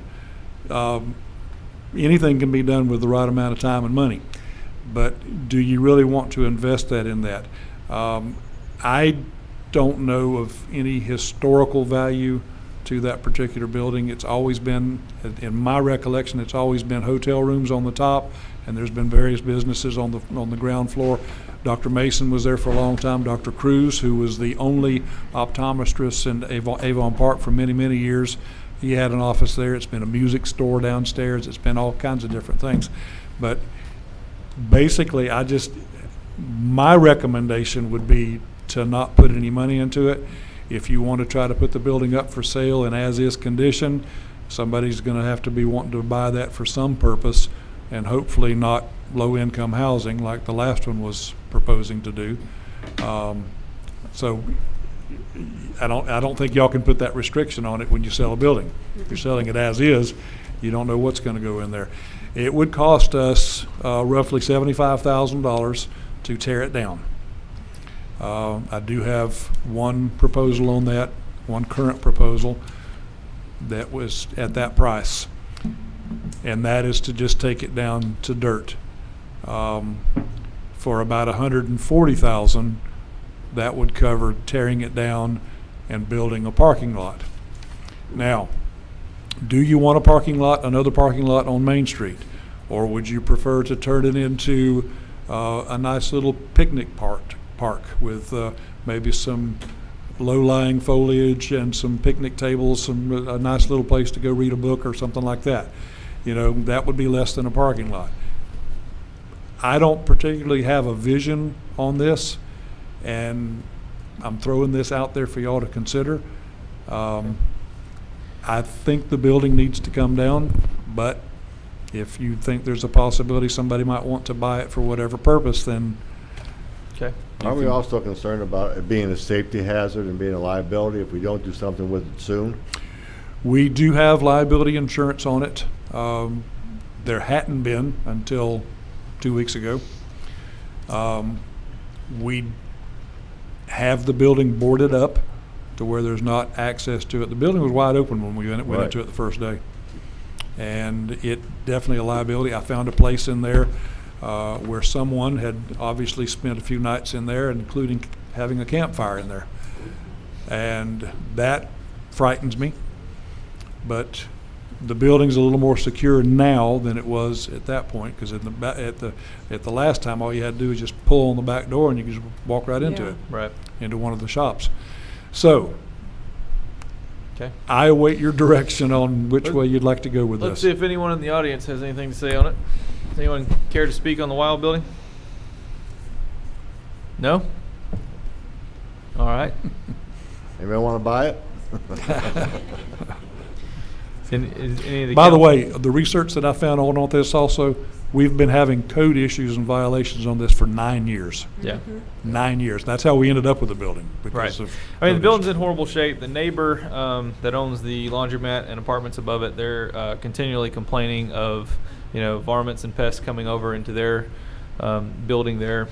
They've been asking for years of me to do something with it, so I've relayed that to previous city managers, and it's been an ongoing problem. There's really no great solve for it. There's no easy answer for it, because no matter what, you're going to be tearing down a building. There's going to be either that, or you have to spend an insurmountable amount of money to rebuild it. So if you tear it down, you're going to wind up with a nice open spot on a main street, which a lot of people are not in favor of. Right. There are some benefits to another parking lot, not real great benefits. There is a nice parking lot right behind it. That the city owns? That the city That's owns. right. That's very well utilized. Mhm. Probably one of the best ones we've ever built. I don't see a good answer for it. I'll be perfectly honest with everyone here. Yeah, I agree with that. I think because, first of all, for safety's sakes, I like to see it be demolished, but at the same time, to spend $75,000 and Right. not have anybody interested in that piece of land, then, like you said, we have an empty spot. So the preferred way is to offer it to sell to somebody as is, but if we don't get somebody to do that in a timely manner, then I think we're taking a risk of not tearing it down and then deciding later what we would do with it. Right. So that's just sort of like a predicament that I'm open to anybody else's opinion. Yeah, my fear with selling it is that anyone who has enough money and knowledge to rebuild that building is going to realize what it is, and they're probably not going to be willing to do it because it's not really a profitable thing. Yeah. It doesn't make financial sense for a developer to come in and do that. So either they just have too much money they know what to do with, and they're just going to do it out of the goodness of their heart, Right off. which is unlikely. It could happen. Or someone's going to buy it, they're not going to realize what it is, and they're going to be in a bad spot. The same as the previous owner. Correct. So, I don't really see another option other than demolishing it at this point. And I agree, because now that we found and realized that the building is ours and it's been going on for quite some time, demolishing the building is the only option left to do, I see. This was also recommended by the building inspector last year or 2 years ago. To demolish it? Yes, our Yeah. building official did recommend that. Right. Okay. Anything? Okay. Well, with that, we need to make a motion to go ahead and have you get estimates for demolishing it, or I know that we have one. I have one. I'll go ahead and get 3. Okay. And then you'll bring that back to us at a later date. I can. All right. Any Yeah. objections to that? No. And as far as what to do with it afterwards, obviously we don't have to do it all at one time, but you'd want to do something with it. You don't want to just have open dirt there. So we Mr. wanna- Cool had some very unique ideas on downtown park type areas instead of a parking lot. I saw what he did in Winter Haven. At my previous employer, our administrative office was right next to a park that Mr. Cool designed. Okay. And I watched them build that every day for several months, and it really, really turned out nice. How are we gonna maintain that? We don't do the mall we got now. How are we gonna do that? Well, that's a different issue. That's some more of that drama that follows the Avon Park. That's the things we're working on for the new budget. I actually think that probably would be a good idea to have a small scale park, nothing extravagant to where you have to worry about somebody getting hurt on that. But at the same time, if it's something where people could walk to, like you said, read a book or just sit and relax, maybe that would bring another business downtown, like a coffee shop or something, where people could use that business and then go to that park to enjoy their food or their drink or whatever. So that Also- would probably be our least expensive way of doing something with the property after the demolition. Before you proceeded with that, you might want to also throw it out to sell that lot for a freestanding business, one that's not attached there. Maybe somebody would want to put some type of a nice little building downtown on a lot that we could possibly sell them or lease or whatever you wanted to do. Well, Right. if you do a small pocket park with not much of investment in it and just, let it be known that it's for sale, then someone can always buy it, but it's very gonna- adaptable. Yeah, it's something that wouldn't be very expensive to do, just put What- some trees out What there. did you call that, a pocket park? Pocket park. Yeah, I Okay. like that. Yeah. Pocket park. That's a Was good there a idea. question in the audience? Yes, ma'am. Who owns the mall land? Who actually owns that land? This is Elizabeth Anderson that resides at 101 North Central, and she's asking who owns the park land or the land that the Wild building sits on? The mall. The mall. The mall. The mall there, FDOT. The state. Yeah, yeah. I keep getting, The state owns it. It's Yeah. FDOT. state owns it. The Florida Florida Department Department of of Transportation. Yeah, Then why are we saying we're gonna do something? because they won't, but we can if we ask. Different piece of property. The building we're talking about is not on the Oh, I mall. know that. But there was a statement out here that seemed to say that the city was owning the mall. We maintain it. We maintain the mall. Right. The Yeah. state owns it, but the city maintains it. Right. Has anyone ever checked how the state got ownership of that mall? Because I know that it probably wasn't that way originally. They pay the city to maintain it.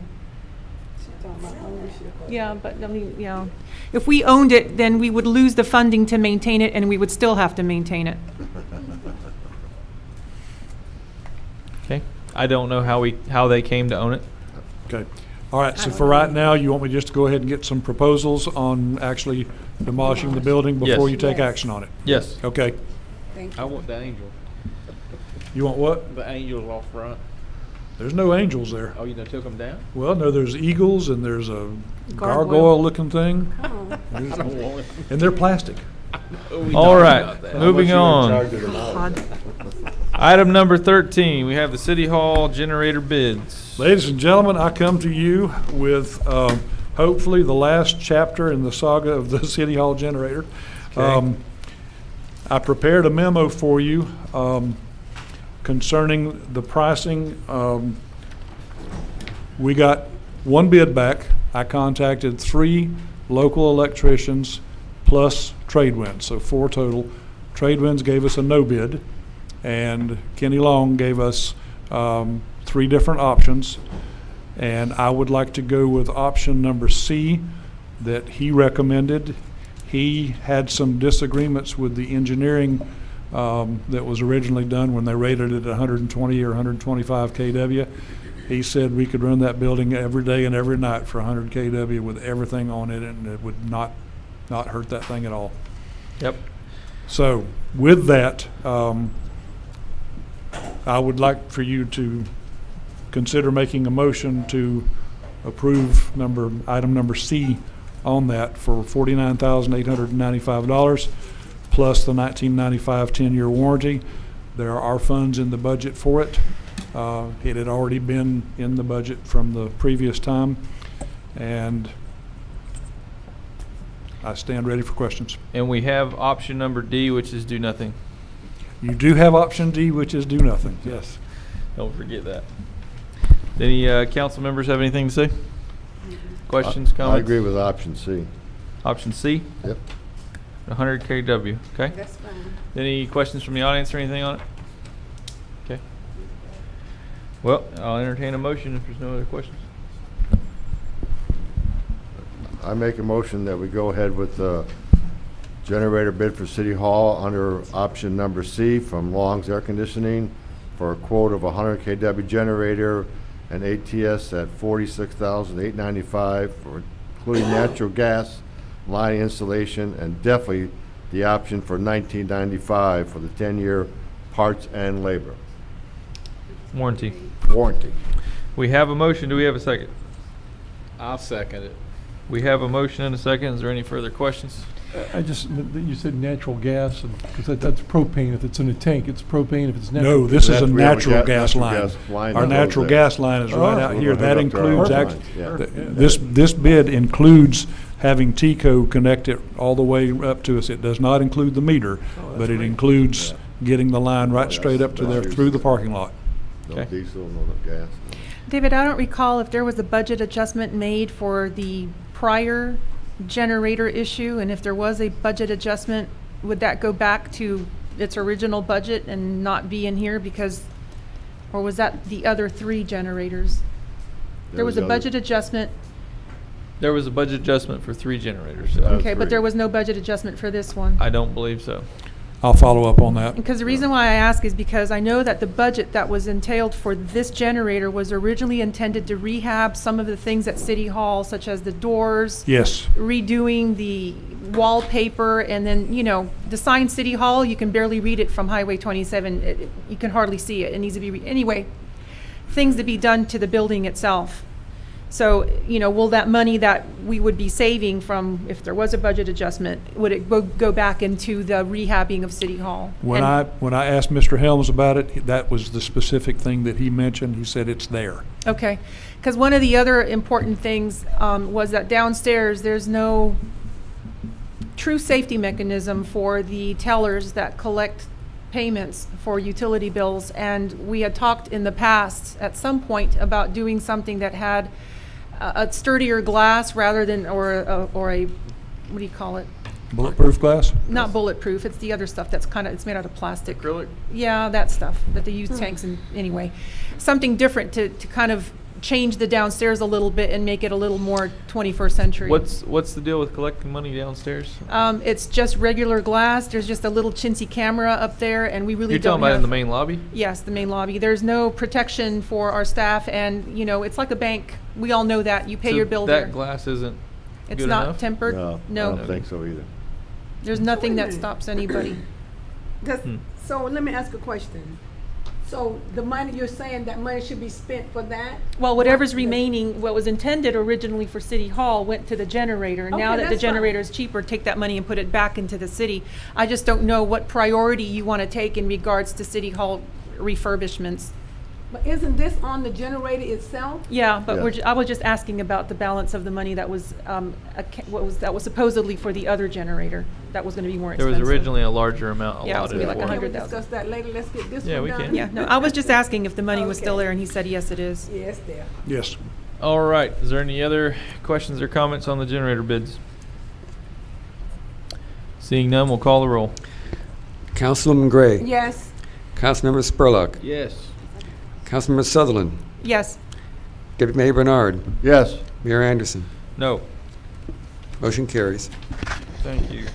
And one more thing, David, I wonder if you could ask Mr. Long if he'd take a look at our community center and maybe with Ronnie Engineer look at to see if there's a way we could plug in one of our portable generators there in emergency to use the community center in an emergency in the future. Because it's originally they wanted to spend $30-some thousand, the engineer, whether we could do that, just like they wanted this for City Hall. I think Kenny Long can look at it and tell us what he could do or not do to plug Yeah. in a temporary portable generator that would do a good portion of that during a hurricane or some other issue. I guarantee you Ronnie could, or, Yeah, I don't think we need to spend any money on it. yeah, no, it's all you need is a transfer switch. Yes. And a That's plug what in. it would require, is Yep. just having Yeah. one there and you hook into the switch, flip Right. it, and you're done. To see if there's something that he would mind looking at it, Ronnie, to see if we could use the portable if we needed it. I would say absolutely could. I would too, but Yep. let's just get it done instead of spending Yeah, $30-some thousand like somebody wanted to spend again. I get it. Thank you. All right, moving on. Attorney updates, status update, revisions to the Avon Park Charter. Yeah, the last charter revision I had was from April 1st, and I don't know it if you all have any other changes to it. If not, I'll prepare the ordinance and that stuff. The only Item 20. change, yeah, so you've got, Yeah, and Maria Sutherland had an item here, item number Yeah, 20-2. Yeah, 20, yeah, -2. You know, we talked about this when we first got on council, and I know that this was a subject for the longest time about, as I put on there, revising the city manager authority to do away or create city Right. departments only under city council approval. I Right now, it's, I he thought has that the- change had already been made. I don't Well, remember it's that what- being the case. The change that was made was 3.04, city manager power and duties. B, speaks to departments specifically and says, except for police and fire departments, the existence of which shall be the sole purview of the city council, the city manager shall create and discontinue any department or division in the city administration, blah, blah, blah. Okay. Yeah, Then so you took in other care of words, it. do you want to add anything No, I besides didn't want to. the- That was it. I didn't remember that being a Yep. specific item. good idea. Okay. All right, then scratch that off. It's done. Okay. That was quick. Does anybody else have any other changes they'd like to make or revisions? Well, you can always make changes later because it's going to be 2 readings of the ordinance, but I'll go ahead and prepare the ordinance and the ballots Okay. Yep. so we can get that moving. Good. Can you send a draft to us Yeah. before you do the final? Well, you mean as far as, yeah, I mean, I can send it, I'll send it to David and have him distribute it, or Manuel. And then, you can look it over because it'll be the ordinance with the draft. It's going to be a draft until the referendum. Yep. So, I mean, we're just a proposal, and then they have to approve each aspect of it. And I have to figure out how to break it down into ballots, individual ballots. Okay. Okay? Any other questions? And is that still going to be for this coming election? I don't see why not. It'll be coming for this election, like we said, unless Yeah. there is no election, and then of course you wouldn't want to have only that on the thing. Okay. You'd want it for 2020. There's going to be a lot more voters then. All right, any other questions on the charter changes? Mm-mm. Seeing none. Item number 15, Verona and Tulane safety buoys. All right, so as I mentioned before, worked on a draft agreement with Preston Colby, who's here tonight. But he said he cannot get anybody to approve a pricing for professional liability. That is, just like an engineer will sign a contract where they provide engineering, but they'll also be providing professional errors and omissions type insurance. He can't get that for what he does because nobody knows what it is, and they can't pinpoint what the cost is going to be, so he can't get insurance for it. I don't see a problem with that. He said he's willing to provide liability insurance, which covers third-party injuries and things like that. And he also wants to not do the workers' compensation insurance because he says he doesn't work with anybody. He has no employees.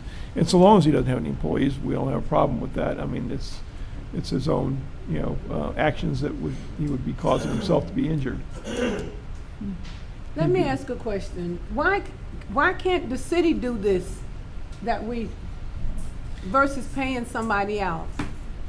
Could you speak on this for me, please, David? We can, So why are and we have been since last August or September. We've been doing the water quality testing. We've done everything except moving the buoys as they needed to be done. I would say pick a spot for the buoys, leave them alone forever, unless we have cataclysmic water changes, and let's be done with it. Exactly. I agree with him. Because if something is 4 foot or 8 foot, it all falls within the purview of a swimming pool or ordinary swimming situation. Don't worry about it.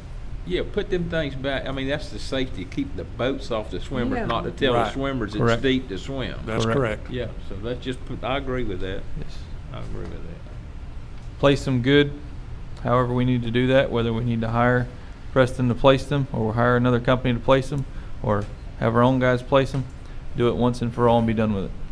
I agree. And then, of course, we have to maintain our water sampling, Yeah. same as we always do. We have to maintain our beach cleaning, everything like that. but Yeah. that's what I suggest. I agree. Anyone else? That includes two-lane as well, right? Correct. All of our indicated swimming areas, of which we may have more in the future. Good enough? Works for me. Okay. Did you want to hear from Mr. Colby with regard? If he wishes to speak, absolutely. I know, just throwing it out there. Did you want to speak, Mr. Colby? I didn't hear any of the discussion that went on prior to this. You need to come up to the microphone. Sorry.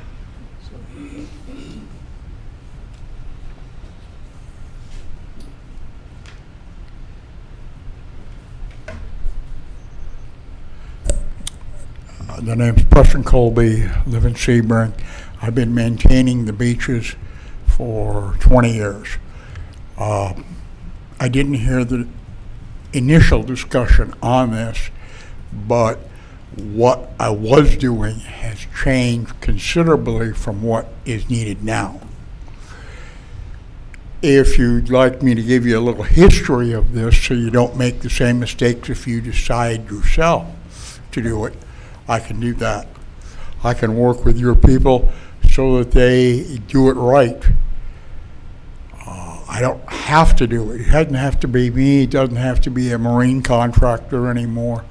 You can do it, but you got to do it a certain way. Okay. Well, we certainly appreciate any insight that you would provide to the staff. I didn't hear that. I'm sorry. He said that he'd be happy if you provide that insight to the staff. Yes. Because the city has chosen to do it Historical themselves. perspective. Okay. Yes. There are a lot of problematic areas, and there are a lot that are just minor. We thank you very So- much, sir. Yeah, Thank you. appreciate that. Okay. Thank you. Thank you, Preston. Is there anything else on item number 15? Any other questions? Seeing none, moving on, item number 16, new core utility agreement and deposit. Okay, I'm sorry, but after our last meeting, I just wasn't clear on what I'm supposed to do for Nucor. I don't think I got specific direction as to how to proceed with the deposit agreement and the service agreement. I mean, I believe that they absolutely need a service agreement regardless of the pipe that goes there, because they have, hazardous substances that'll be coming from there. There's a lot of relationships associated with capacity fees and things like that that are done in this agreement. But just in order to get started on that, which is a fairly large document, I had suggested that we get a deposit agreement with them so they place a deposit. I don't know how much that would be, but I'd like to proceed forward with that so we can get that done and start moving, because we really got short amount of time for them. Yeah.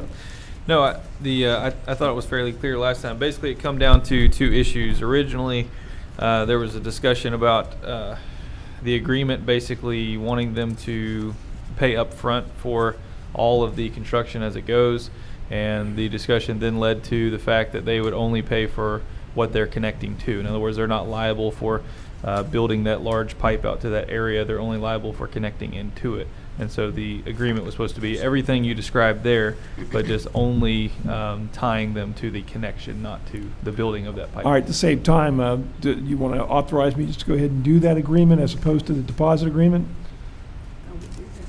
If that's, Okay. if that works for you. I would say time, that way we just move forward and I'll put Yes. together an agreement and then get it to them as soon as possible. Yeah, Okay. let's Yeah. move Do we forward. need a motion Alright. for that? No, I think I don't hear anybody saying otherwise, so. Was there a lift station involved in that as well? We're They're not doing building a that, lift but, Their lift, okay. but that's not to say that we don't have some minimum standards, because we want to make sure that there's not any infiltration, into it and things like that, so. There'll be some minimum standards on that, even though it won't be the same standards as if we owned and operated it. Okay. Any other comments? Okay. I think we're set for another meeting with them here coming up, right? First week in May, first Wednesday in May. May 1st. Oh, and so I assume we're still on with that unless I hear otherwise. We are on it. All right, so I'll definitely have it ready for that, so we can talk about that. When do we actually sign the agreement with the state, the city in the state? When does that take place? For DEO, Mhm. I'm told it's already been signed by them and they just haven't sent it to us yet. That's what we're There was waiting no on. resolution required to be submitted with that? I remember reading that in the scope of work. It said something about a resolution or something. The next step is they're going to send us the documents for your signature and approval. So it hasn't been approved yet? It's been approved by them. but By not them, us. but Yeah. not by us, is what I meant. I mean, when we sign it. That When is we the are- next step. So we probably just need to check on that and see where it's at. Yeah, I mean, will we get that soon so that we can move forward? I mean, it's been sitting for a while, and I just, We'll follow up on it. They Yeah. told us it would come in April. April? That was 2 weeks ago. okay. Okay. All right. Seeing nothing else, moving on to item number 17, we have the Cross Connection Control, or CCC ordinance. If you needed input from Ronnie on that, I apologize. Ronnie was out of state for the Easter holiday, and he's driving back as we speak, so he couldn't be here tonight. All right, well, what I heard from him, he was good with what I proposed. Okay. And so I think we need to submit it to the commission, their next package for them to review. Okay. Basically, when I explain what that is the law requires that you have a plan, and cities and counties do it by ordinance. And the plan to prevent backflow from happening in your lines or cross connections to your line. And what that really means is, take for instance the most tragic circumstance is funeral home has a hose and its preparation table, leaves the hose in there as it's washing down, main breaks out in the street, drops the pressure, back siphons, water siphons just like gas, back siphons into the system, and then you have those bodily fluids in the so that's the most grotesque example I can think of, and it's That actual is. it's an actual David? it's an actual Now we event that know. occurred. But that's the one that we use that is a cross connection. The hose in there is a cross connection. We discussed that. We put backflow preventers in the line that serves certain businesses, and all businesses really, and certain residences that have like maybe a pool or a irrigation system. We haven't gotten to that point yet, but and that backflow preventer keeps that from occurring. It breaks if there's a back siphonage, it breaks that siphon. So And, this is for keeps only it from happening. businesses, Jerry? Right now, it'll be only businesses. Okay. Okay, and Is it gonna cost the citizens anything? it shouldn't, because shouldn't. the businesses should pay for their own backflow preventer. It'll cost the business, they have to pay for the backflow preventer. So if you have a business that you're starting and you need one of these backflow preventers, you have to pay for it. Gotcha. Right. New businesses. No, it's existing businesses. Every So every business. Yeah. It's not. I mean, this is something that most cities and counties have had for 10 years. But we haven't had it. No. So what is this gonna cost? What the potential cost for a business for them to install? I think those backflow. I don't know exactly how much those backflow preventers cost. So maybe Ronnie would be able to tell us, but because I've never had to buy one myself. Right. But Well, before we approve anything, I'm sure Ronnie would be here and he would be prepared right, with and you're going to look at examples the for us. draft. Right, that's right, at for the next meeting, and it'll have that in there. But aside from that, it has to be tested every year. Okay, that's a Florida statute. It has to be tested, and the businesses have to have it tested as well. And I mean, where I live, we have reclaimed water, and residences that have reclaimed water are also required to have it. It's not an option. And so my house has one of those, and I just had to get it tested because I had moved in, and wasn't tested before I got there. So, I mean, this is something that's common throughout the state, actually throughout the country, and it's actually in other countries now as well, and it's pretty universal. But it's absolutely required in the state of Florida. Okay. Okay. All right, moving on to item number 18, we have a basketball court. Yep. Mr. Bernard. Thank you. Yes, about a year ago, I had some citizens ask me if we could get an outdoor basketball court of some type in Donaldson Park. And so I had a suggestion at the time to make it economically feasible to do it, is to use the tennis courts as part of the court, and then either put a pole and a backboard on the outside of the fence, and so when people aren't using it for tennis, which isn't that often, then somebody could use it for playing basketball, and there's lights there if they want to use it at night. So I approached David a short time ago and asked him, and I believe he went out and he looked at the tennis courts himself and came up with an idea that we could use, I believe, the existing lighting pole and just put a backboard on there, and then when people aren't using it for tennis, which is, from what I've seen, isn't very often, if somebody wanted to play basketball, a half-court basketball, it'd be a perfect location. So I was asked again by the same citizens if we were going to have that ready by this summer, so I just wanted David to give us a quick update, because I know he went out and looked at it, and he had similar ideas, and so I wondered if you could give us an update when you think we might accomplish that. Well, there's several things that have come into play since then. Number one, we cannot put it on the existing light pole because it's just not strong enough to support. Okay. If somebody's doing a couple of slam dunks, okay, it wouldn't support that. Now, we certainly don't want that to break. So the solution would be to use a 3-inch steel pole that we could get the pole and the backboard and the whole thing, even fabricating through one of our local welding shops, the extension to go over the fence. Right. We can do the whole thing for less than $1,300, whereas buying a commercial pole like that was almost $3,000. Oh. So we can do it in-house a lot cheaper. The problem that is occurring to me on this, if you look at the courts right there, we were looking at this area here. See the right court there where my cross is? Yeah. Right. We were looking at putting a pole maybe here or here. Right. Here or over here or over here. If we put it here in the middle, that's going to tie up both courts. If we did a half court there, it's going to tie up both tennis courts, which is going to be problematic. Right. If we put it over here or over here, it would only tie up one court. What's may come into play here, I've driven by there several times since I had that conversation with you, and I've seen people playing there early in the morning and late in the evening. If kids are going to be playing on that during the daytime, where it's maybe too hot to play tennis or something and you're not doing it, that's not going to be a problem.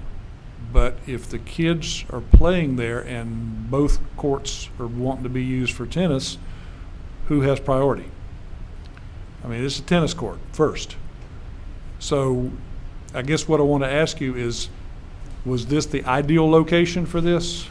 That was there neighborhood kids specifically in this area that wanted to use that? Yeah, I mean, because I know that they have outdoor courts at First Baptist Church that were fenced in and gates were locked.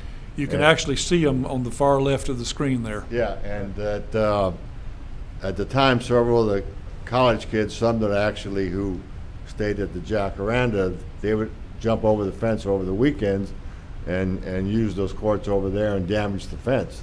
And so I just thought that I don't see the tennis courts being used except early in the morning. In fact, this weekend I drove by and there was actually kids inside playing pitch and catch with a baseball. Oh yeah. And so you could use the fence in case the kid threw it too high, they wouldn't lose it. So it's sort of like it's already multi-purpose, but I do understand what you're saying. Well, I've got another suggestion. Okay. Two actually. Directly north of there, see where my arrow's in there? I don't know if you can see that cursor right? I see it.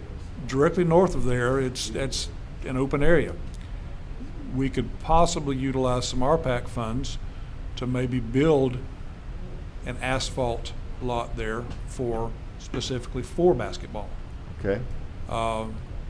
And possibly even fence it around that and put a couple of lights in there. I don't know what cost we're looking at on that or not, but I know that RPAC funding they're preparing the budget for next year now, correct? Mm-hmm. Okay.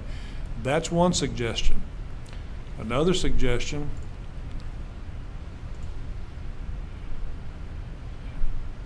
this area this is all I could get off of Google right now. This is the parking lot where you just built a parking lot and a restroom on Main Street. Right. Mm-hmm. could we do something like that down here? Because that lot doesn't get used at all Yeah. unless That- there's special events. That was one of my other options too, was that parking lot, since it very rarely And gets it has used. restrooms. And it has restrooms. And it Well, and they're it locked. has- They're and it has locked. lights too. They're locked. Yeah. But- No, that was another option I thought would be okay also.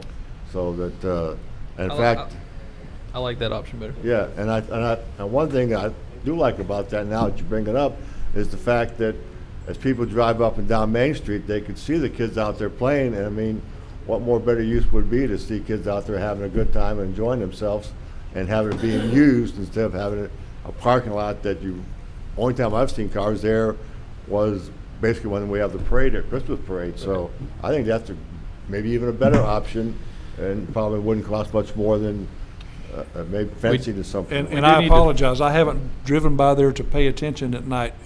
Are those lights in that parking lot working? They need to be finished. It's not finished? Okay. They're just a bunch of So poles. maybe we could utilize this. I would suggest that we possibly look at maybe putting a backstop on this. If we put the goal down here, put a backstop on there to keep a ball from going off into somebody else's property that's not Yeah. ours. Right. Yeah. Okay. And you wouldn't want it close to the Main Street, so. Yeah, I mean, if you utilize that corner, you can use the corner for fencing. Yeah. So you at least get two sides out of it. Okay. And it would Yeah. also prevent the ball from rolling down to the railroad tracks, Yep. which would be catastrophic. Are these parking spots, do they have curbs on them, parking curbs? I don't think so. I don't think It's so. just Straight painted flat. lines? I Yeah. couldn't tell you. It's just Okay. painted, I believe. So we could paint a half court on here Yeah. and do that. All right, let me come back to you with some cost on that. Great, And, that's a great idea. I'm and glad you thought we'll- about that. We'll see what we can do on that. Perfect, yeah. All right. David? Yes, ma'am. I guess some people read this in the agenda as well, and I was asked about, since you're considering placing basketball courts, what about the basketball courts that was removed from Tulane lot? Help me on. The beach, Lake Tulane Park. Lake Tulane Park. There used to be basketball courts over there, and the city moved them. So they said that, well, since you're considering this, why not consider putting the basketball courts back over there as well? Okay, when you say they removed them, Yeah, they removed the basketball courts. One lady complained, and they removed the basketball courts and never replaced them. is the lot still there that they use? Is the I- concrete or asphalt still there? I really don't know. Can you come up? Arnold, They if you put wanna- a pavilion on it, Yeah. okay. All right, It that couldn't may have not been work that big if a then. pavilion went on it. Was it half a court? I don't know. I wasn't even here. Obviously, city manager will take a look at it. We'll take a look at it. Yeah, that's, and I would just Sure. ask to bring that up as well. Absolutely. Okay, We'll thank take a look you. at it, okay. Yeah, we determined that property belonged to the city. Yeah, we did. Sure did. And Okay. thank you, Jim, for putting that on the agenda. You're quite welcome. Somebody read it. Anything else on the basketball court issue? No, good job, David. Seeing none, we have item number 19, Councilmember Spurlock, Code Enforcement. Yeah, just a couple of things. Had a long conversation the other day with the We do have two signups for this too. with the building inspector, and all the I don't know. I guess in the half-hour conversation or 20-minute conversation I had, he must have asked me 15 times, 12, 15 times, what you want me to do about it, what you want me to do about it. And he talked about we would be able to maybe get funding from dock stamps, not come out of our coffers or the counties or the states or whatever, and maybe get some home improvements done around the city of Avon Park. You know, we have so many blue tarp roofs to start with, and some of those blue tarp roofs are just, that's the only roof they have. I mean, I don't know if they didn't have insurance when the hurricanes come through, and maybe they did and they took the check and bought a new car or whatever they did, but some of them are going back all the way back to Hurricane Charlie. Yeah. And now they're re-roofing with blue tarp again. And he was suggesting that maybe, you know, there's a way that we can get bids on a couple of bids, like let's say you need a roof, and we could get the bids and have the property owners go and get the money through this program and replace the roof, and we would own the lien on the house. And it would stop them from selling, and it would make everybody's property values go up. That's one thing I want us to look into. That was number one. And number two, on code me. enforcement, Stanley, is that a grant you're talking about? I think it's SHIP funds. it's CHIP. SHIP, Yeah. I think it's SHIP, and you have to get in line, you have to call the county, you have to, But he's telling me that there's a lot of money out there that we're not even touching. So I would maybe bring him in and let him talk to us about that. You know, maybe he knows something that we don't. But, There was a lot of funds out there with SHIP funds for Highlands County. Yeah. and we're getting 150 of it with the CDBG that we're getting for the Right, housing, and I right, think right, that was right, right. last year's money. I don't know, they get it every year. Yep. they So, do. and I know that historically Avon Park has gotten a nice share of Right. that, and once you get SHIP funds, you can never get it again. Right, just And you one can't time. get a CDBG either, so it's like a one-time program with, and it's a payback. You actually get a loan. It's $30 a month or something like that for Right, those the right, recipients. right. But you have to But- pass the ownership of But- the property. But are we going to continue just to let this go, just on and on and on? Because it's bringing everybody's property values down. Is what it's doing. That's one thing I want to point out. I know there are several houses on Delaney that have had just the blue roofs, and all they do is replace the blue roofs, and right now they're starting to rip up, and we're coming into another season soon, and And every one of them that comes to our attention has been cited by code enforcement. so they get cited, what happens? I mean, do they just, It starts the if process. they don't have the money to fix the roof though, I mean, what do we do? I mean, they have to go to the county to apply for funds, and if they received them in the past, they can't apply for them again. Their property eventually gets seized if they don't pay the Right. fine. That is the end of the road, Yep, and it's happened many times before. it has. Wild building, case in point. Yep. Gotta hand it back. Arnold?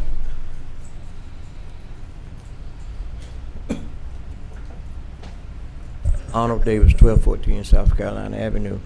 I know a lot of people told me that with the blue tarps and whatnot, say when Red Cross or whoever came in, some of the areas wasn't designated. They didn't, they just wasn't on the, what it is, what would I say, severe enough damage, and they wasn't. And that's why they still got the blue tarps. Some of them still got the blue tarps, and they didn't have insurance. But I just want to ask this question: are we in the business of putting liens on people, taking their property that they have worked for all their lives and trying to have something to pass on to their kids?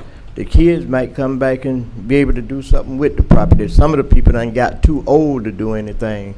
So there's a lot of stuff we got to take in consideration. We got to try to work with these people because we're here to help them, not to hurt them. Yeah, that's what we're talking about doing, Okay. and getting those funds that are Yeah, real cheap yeah, I for hear you. them. I agree with you too. Yeah. I agree with you 100%. Yeah. If they're in the CRA, wouldn't they qualify for a CRA? Yes, they would. Roofing is one of the things that they could qualify for. I would think. Yeah, the CRAs are more based on businesses though. A lot of the residential areas are not covered by CRA.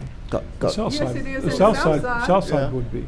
All of And, it? and the main street as well. It's still limited. But I don't know, a lot of businesses Oh, I and don't know if residential that's there. Yeah. But we'd have to But- check the plan, see what it says. But with the Lots on CRA, Delaney's and the main with the street. CRA, the grant money that they give them, it wouldn't be enough to do a roof. These people are charging $10,000 and Yeah, better it's for not roofs. enough. I mean, it's Southside- real expensive. I think Southside has a matching program. They get $1,500, but they have to put 25% of the money themselves into it. And then Main Street has a free and clear $2,500.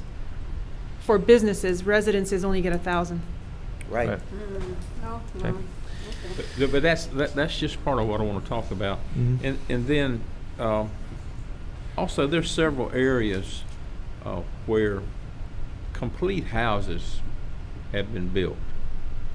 And the word I get is, if we don't say anything about that while that construction is going on, once it's completed, there's nothing that they can do about it being a code violation. yet there's no fire assessment, there's no sewer hookup, there's no water hookup, there's no electric meter, and all this is done, and they're stealing every bit of that every weekend. It keeps on mounting and mounting, and I know particularly of one place that was built that has a bathroom and a kitchen, and I was told you can do nothing about that because there was no complaints made about it while it was under construction. No, I don't believe that that's true. I don't know who told you that, but the fact of the matter is, when somebody builds a house and is not in compliance, then it could very likely be torn down, and but it certainly has to come into compliance after the fact. And if the fees weren't paid, then they have to be paid. They're not. It's not like they don't ever. Do you foresee a magistrate telling a person to tear down a building that he's done? I know of a code enforcement case where an apartment complex was torn down. Well, I mean, with us being a year and a half or whatever behind we are, when are we going to ever get to that? I mean, that's another question you can't answer and I can't answer. And are we getting on a better road to that now? As of today, we are almost caught up with our backlog.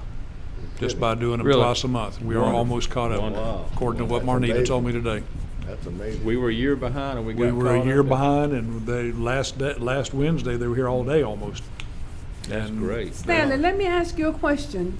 Well, how does the people get the electric and everything hooked up? If They they're just building rob the it house? off. They Huh? just rob it off the house and just run it illegal to wherever they're building. I mean, This is an like they outbuilding, own the like a whole garage. piece of property. They They- just run it over from this house. They need to tell the city government so that the code enforcement can bring action against them, because I just don't believe that that's the case. And certainly, if they're taking water and sewer, that's Yeah, how do that's we hook the water that's the up? service. Well, the Yeah. county went in on this place and, hey, that's what I got. I mean, just like he just threw his hands up like that. What you want me to do about it? Yeah. What well, you want me to do about it? Well, if it's county and it's inside the city limits, not It's much they can inside do. the city. Well, we then have the that- county He's our building inspector. official. And that means we have to do it. Can He's we our, get if our, the county inspector then? our He building was the official county said that, inspector. and I just don't believe that. That's what he said, though. Yeah. Said there wasn't much he could do about it. Well, I don't think Duke Energy would be happy if they're stealing electric. However, one of our code enforcement people contacted the property appraiser's office. Right. And they're going to look at it and probably start at least charging them taxes for what they've done. Well, But- if it's true and we are stuck, then it's not something it is something that we can fix with ordinance modification. If we just have to change the code, we'll change the code, but just because somebody sneaks in, doesn't mean to me that. I'm telling you, this is going on every weekend We need to in fix this that. city. I'd be happy to talk to your code official and find out what's going on and why he thinks that it can't be fixed. The building official? Yeah. Please do that. Yes. I'll set up a meeting. Thank you. Yeah, because that don't make no sense to me either. I mean, don't we find if you hook in illegally to your house, water and sewer, next thing you know, they're hooking into an accessory structure, which is Yeah. what I know Stanley's talking about, and David gets pictures from me all the time. And let me just say something about this. The information that you send me, Uh-huh. I immediately send that on. We follow up on it. You told me of a situation last week where it looked like they were going to be closing in a front porch over a weekend. Yeah. Because of your communication to me, we stopped that. I believe he actually came in this morning and picked up a permit for that. He talked to Marvin, and Marvin said, you can't do this, and he says, I didn't know, and he didn't do it. He came in today and got the permit. So by all means, get those to us, any concerns like that, so we can follow up. What I have found with code enforcement, our code enforcement department, is that as soon as we give them a concern, they're out there within an hour looking into it. They're doing a good job. We need more, and we're going to get more hopefully in the new budget. And because my goal with the third officer would be to split shifts and have someone working Monday through Friday, Tuesday through Saturday, Wednesday through Sunday. You would have somebody on duty right through the weekend to catch some of these issues Yeah. that we don't know about. Now, Well- that's only as good as the communication that comes to us as well. Absolutely. Right. We have a couple sign-ups. Let's see if they're still here. Charles Pope or Jennifer Pope? Come on up. We have you guys signed up to speak on this issue. So please give your name and address. Charles Pope, 148 East Camper Street. I'm not concerned about that, but I bought my house in 2004, and it sits on the corner. Okay. I don't even have no parking lot to park my cars in my lot or in my yard or anywhere. I park it in the front of my house, and I've been citing since, well, I bought it in 2004. I just got cited that I can't park on the right of way, the That is city correct. right of way. That is correct. You cannot park on the right of way. But I don't have nowhere else to park it. You don't have a driveway? No, sir. You need to put a driveway in.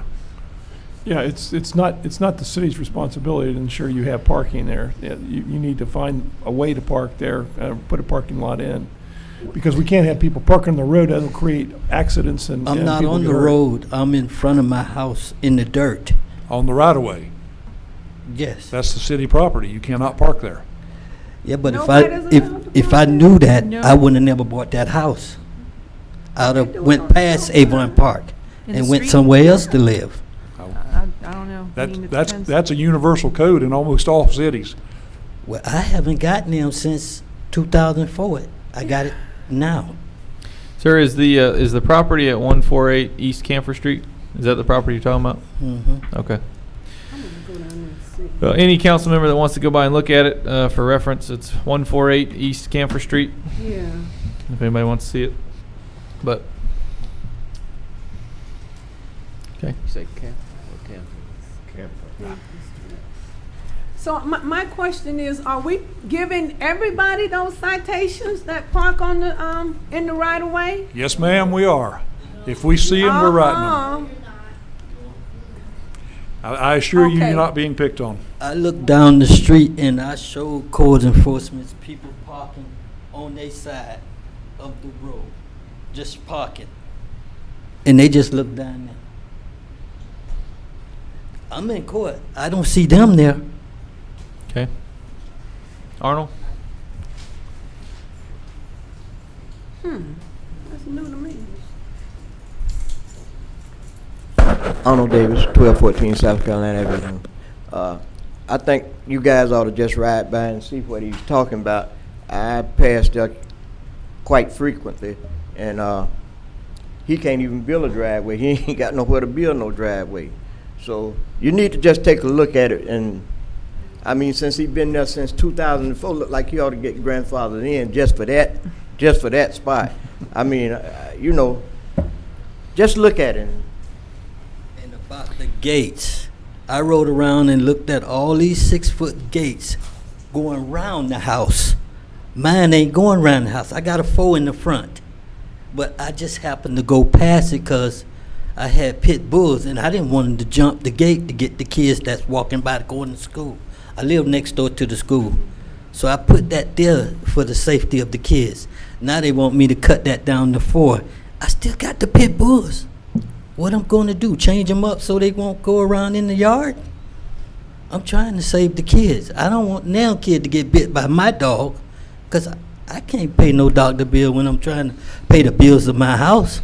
Right. And paying code enforcement for charging me everything they see. Okay. One thing I don't quite understand is that the house that I own originally, my driveway was just a grass driveway. I don't understand why he couldn't just make a driveway out of his yard and drive the car up on his yard. And I think what he's saying is there's not enough yard there. That's what He he's has saying. accessory structures there that, you have garages, I mean, you have like a shed on the side, no? Yeah, so that takes up whatever parking. Your house is how old?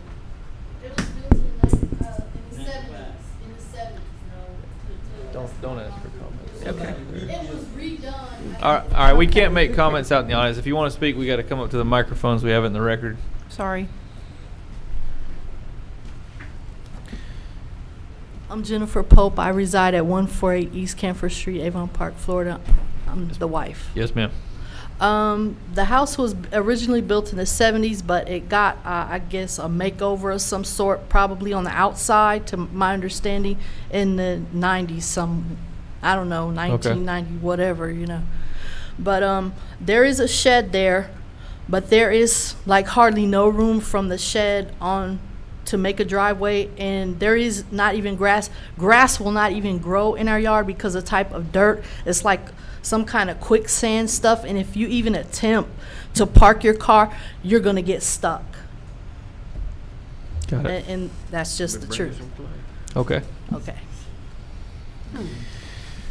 All right.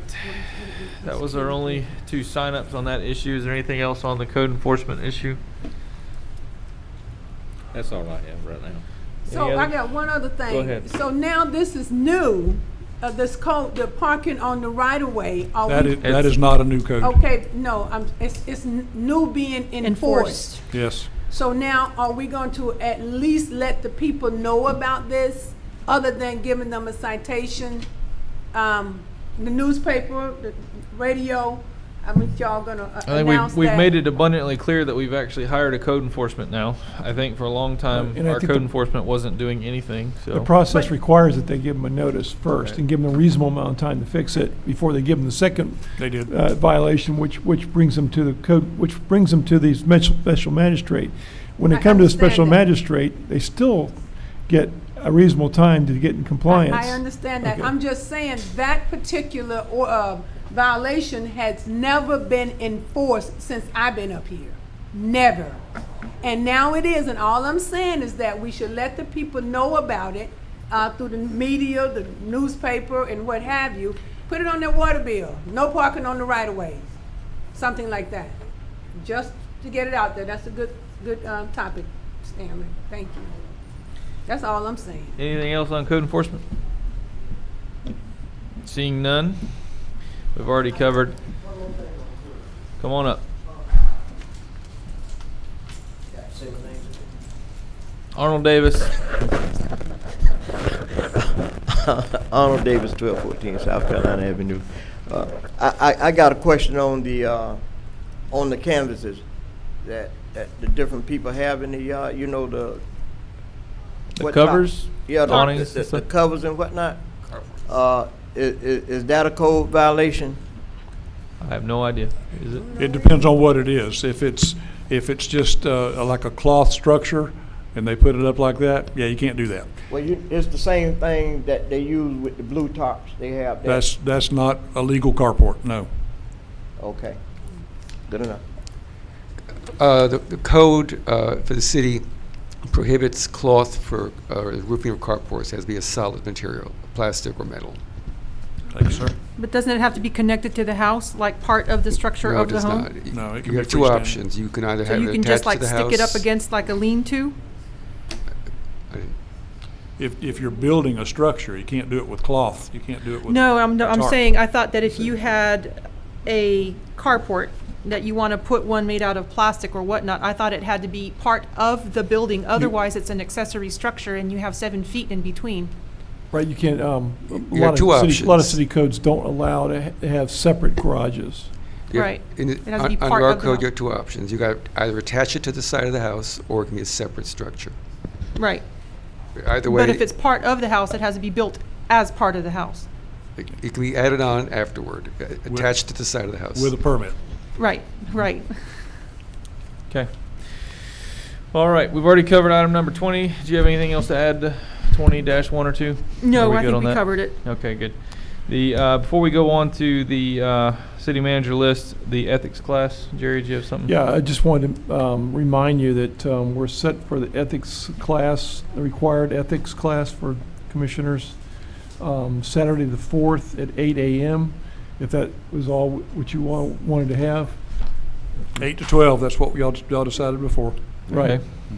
So we'll have 4 50-minute sessions or 2 100-minute sessions.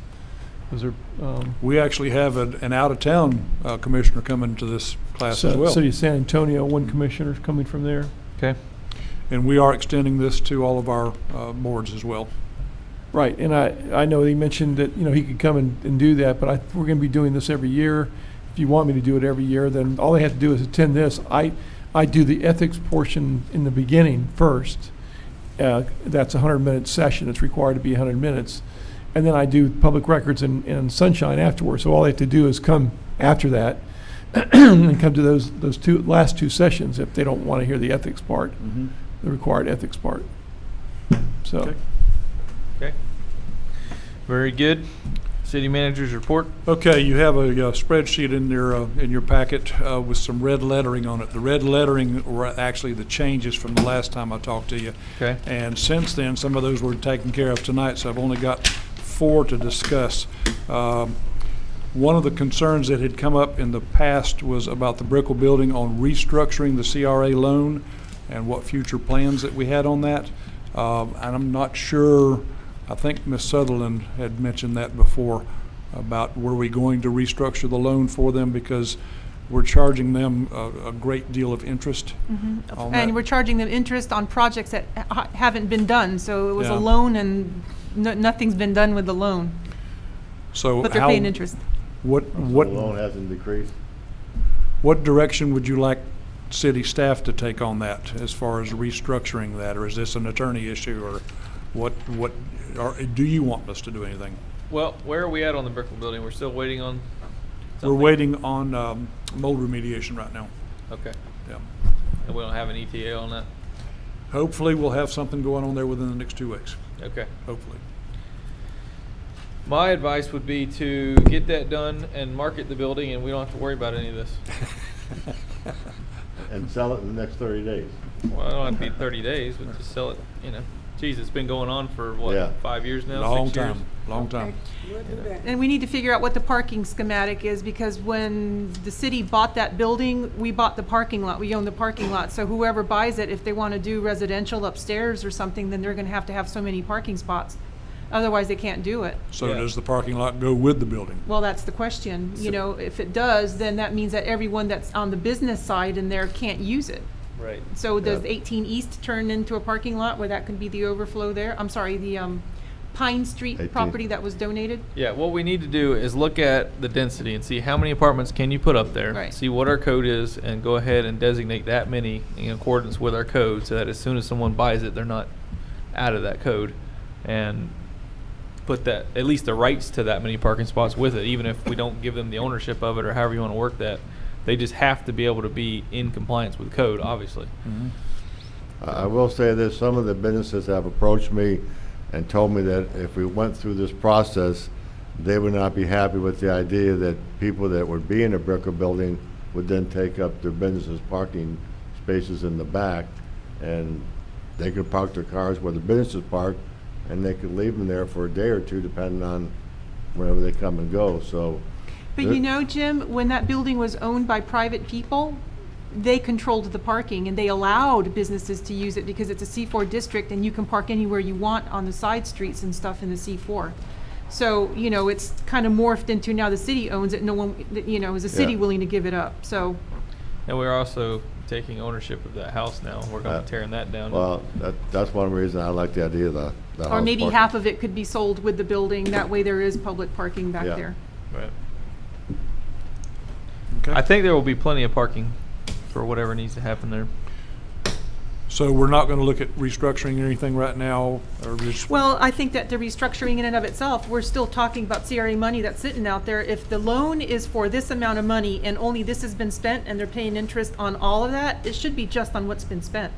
Agreed. It's up to the CRA to decide what they're going to spend the rest of their money on. I think that should be restructured, absolutely. Because it's a loan from the city. They're paying, what, $33,000 a year with interest? I'm not sure. It's Yeah, something around that. 33,000 something. Right, so- I don't know why we'd be charging them interest at all, to be honest with you. Because the idea at the time was to get as much money out of the CRA into the general fund as possible. Yeah, take That it. was the plan. Yeah, yeah, I didn't vote for it, but that was the plan. I understand. Well, if the loan can be forgiven altogether, that would be my first choice, because originally the building was purchased with city funding, and then it turned out that the city couldn't do it, and then they ended up making the CRA pay for it. So the CRA never put a bid out for buying the building, they just somehow inherited it unwillingly. Yeah. So can the city own it? And if that's the case, to me, that would be the first thing. Let the city have it. And let the CRA do with the money that they designate for their program of work for the things that they want. I just think we're causing ourselves a lot of extra aggravation that we don't necessarily have to do. Yeah, but still, the CRA is paying for a loan that it's paying for a loan on money that hasn't been spent. For And the it's not past going to 6 spend. years. Exactly. Who cares? It's already been 6 years. What I'm saying is, the plan is to market it and get rid of it, so we're actually moving forward with it. So Okay, if well- that lasts for another 6 months, what's the difference between 5.5 years and 6 years? I mean, really. Okay, so if that's the case and we sell it in 6 months, great, but if it doesn't sell in 2 or 3 years, then will we retroactively pay back the CRA that interest? No, why would you? Well, we could talk about it then. We'll talk about it. That's what I'm saying. In Yeah, 3 years, but would you now is not retroactively the- pay it back? Because it sat there for 3 months. It's not the fault of the CRA. It's a benefit to the taxpayers the way it is right now, In what way? that the money's not coming out of the general fund. There's more money to take care of the things that we need to take care of. Well, and the CRA, The money that comes from the CRA typically benefits a handful of people. The money that comes out of the general fund benefits all. More so. Not always, but more so. Oh, we're going to take a recess, yeah. I don't know. Well, like you said, we can worry about that at 6 months if we don't have. I think we have enough on our plate. Yep. I know I do. What else you got? Okay, moving down to the recycled containers. There's still many left to pick up. We are placing a message on the water bill advising of the process. We've picked up almost 3,000 now, but we still have much to go. Did you ever figure out what you're doing with them? We are selling them to a recycling company in Orlando. What are we getting out of them? Pennies on the dollar, but we're getting something out of it. Okay. It's like 15, 20 bucks a piece. Got it. So, okay, moving down to holiday lighting preparations, we have set up a special council meeting for that. The next one was mall beautification. I apologize, I have not had a chance to contact Classic Caladiums yet about the possibility of donations or reduced pricing. They've got 2 other items on there that I've added for you tonight. Our second meeting in May is on Memorial Day. So I'm told that in years past, sometimes you didn't do a meeting then, or you did it on a Tuesday. I'm asking you, which way do you want to go with that? Do you want to have the second meeting in May on the Tuesday night, which would be the 28th? I would say we should push it to the Tuesday because I'm sure we're going to have a lot to talk about at that time. It appears we do. Yep. So I agree. If we skip, it's just going to be, midnight before we Yeah. get. It'd just be doubled up the next time. Right. Yep. Okay. All right. And I've got one Hold on, thing. if you're gonna have it on Tuesday, the 28th, I won't be able to be here. I have another city commission What, meeting. what are you talking about? Okay. Labor Day, not having What meeting day on could you Monday do? and I Tuesday. can do it Wednesday, Thursday, Thursday? yeah, Thursday the 30th. that'd be good for me. Councilmember Gray, we're talking about moving the last meeting in May to the 30th. Which is a Thursday night. I thought we already did that. We have not done that No, yet. in May, you said, okay. May, not Yeah, May. April. Oh, I'm sorry, that's fine. What was the date again? Change it to what day? May 30th. Thursday, May 30th. May. Oh, I won't be here. Okay. No, I'll be, no, I got graduation. No, I'll be here, May 30th. Perfect. Think, All right. So the meeting will be Thursday night the 30th for the second meeting in May. Yep. yeah, okay. That's We have good. a consensus on that, Yep. correct? Yeah. All right. May 26th, I won't. All right, council members, I just have one more thing I want to show you. Direct your attention to the screen up here. Last week, we had a flying group of retired gentlemen that own their own planes and stuff. We had 48 planes fly in last Thursday, and this is part of them. We met them with a reception out there and rolled out the red carpet for them.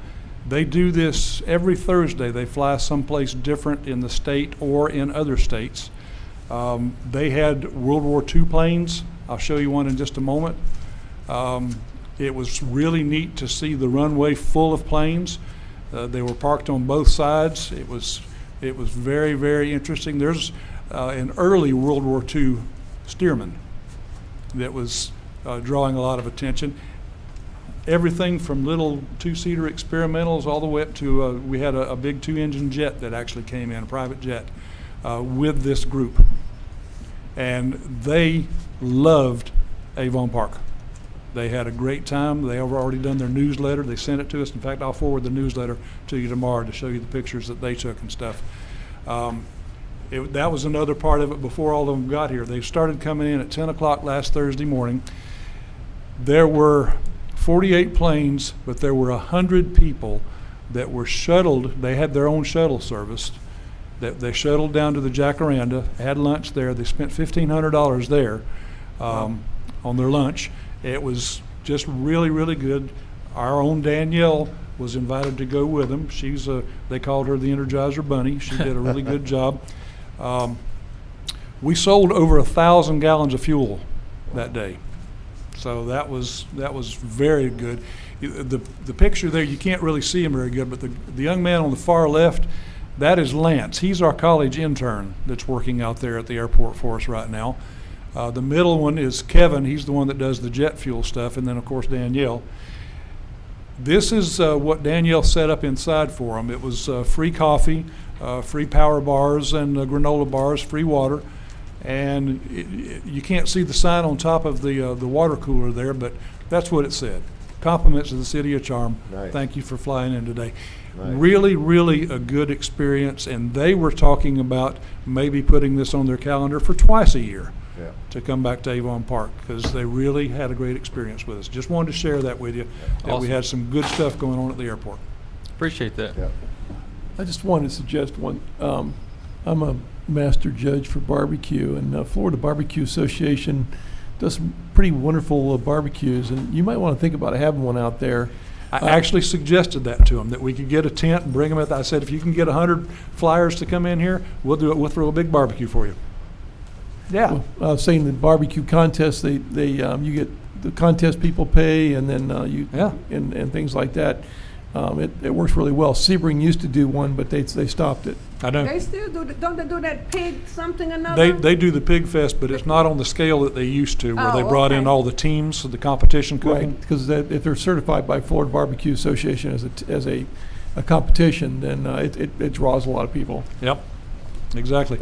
Anyway, council members, that's it for my report tonight. Thank you for listening to me. We appreciate it, David. That concludes our regularly scheduled agenda. Is there anything else to bring before the city? I have one item, What's that? something that we can think about is, like when I was talking previously about the Chamber of Commerce and new businesses popping up, and I just thought it may be a great idea for either council members or the chambers to have a schedule that whenever we get a new brick and mortar business opening in Avon Park, that somebody go out and introduce themselves to the city, and give them their business card and invite them to be here, whether it's on a 40 business while a council member could do it, or whether the chamber would be part of their business to go out to, every time the city gets a notice of a new building, the new business opening up, to send somebody out with like a little welcoming kit to Avon Park and let them know that what time we have city council meetings. I just think that's something simple we could do to tell businesses we're glad that they brought their business here, and tell them thank you for being here. And as well as, would be hurt if we would introduce ourselves, know who the council members are. Like, I wouldn't mind doing it for a month or a quarter or whatever. We could take turns doing that. I think that would be a great opportunity to let them know. Ambassadors. Yeah. Ambassadors for the city. So that's something I just want to bring up. Everybody else think about it. Maybe in the future we can talk about something like that, whether it's ourselves or give the job to the chamber to do it. I'm sure pretty much everybody would be willing to do it if we just knew. Yeah. If we can get the notifications Who when they're and doing where. it, absolutely, Yeah. we'll set it up. Right. I have one other thing to mention. We have a new business opening up at the old Save-A-Lot up there. Yes. That is the Fiesta Meat Market. He has had some issues with the fire inspector and stuff, but he's worked through it all. He had to build a firewall back there where his coolers were and everything, but he was in our city hall today getting ready to open when? Next week he's opening up. He's actually going to be doing a little Great. barbecue thing out in the front parking lot there as well. So try to get by there and see that. So Mayor, that- he's asked for you to come by next week for grand opening. to thank the What city. day next week is it? He's not sure yet. He's Okay. got some final preparations, but he definitely wants to see the council members out there, and he wants to thank the city for the support it's offered over the past several months. Just let me know, I'll be there. I'll be there, I think. Yeah, send me an email too. Buy some steaks. There you go. You All buying right. steaks? Is that what you said? That's what I heard. Filet mignon, I think. Lobster too, no? And what was this about a barbecue? Yeah, there you go. Well, that concludes our agenda. If there's nothing else to bring before the city, I'll entertain a motion to adjourn. Motion to adjourn? Seeing no opposition, we are adjourned. Exactly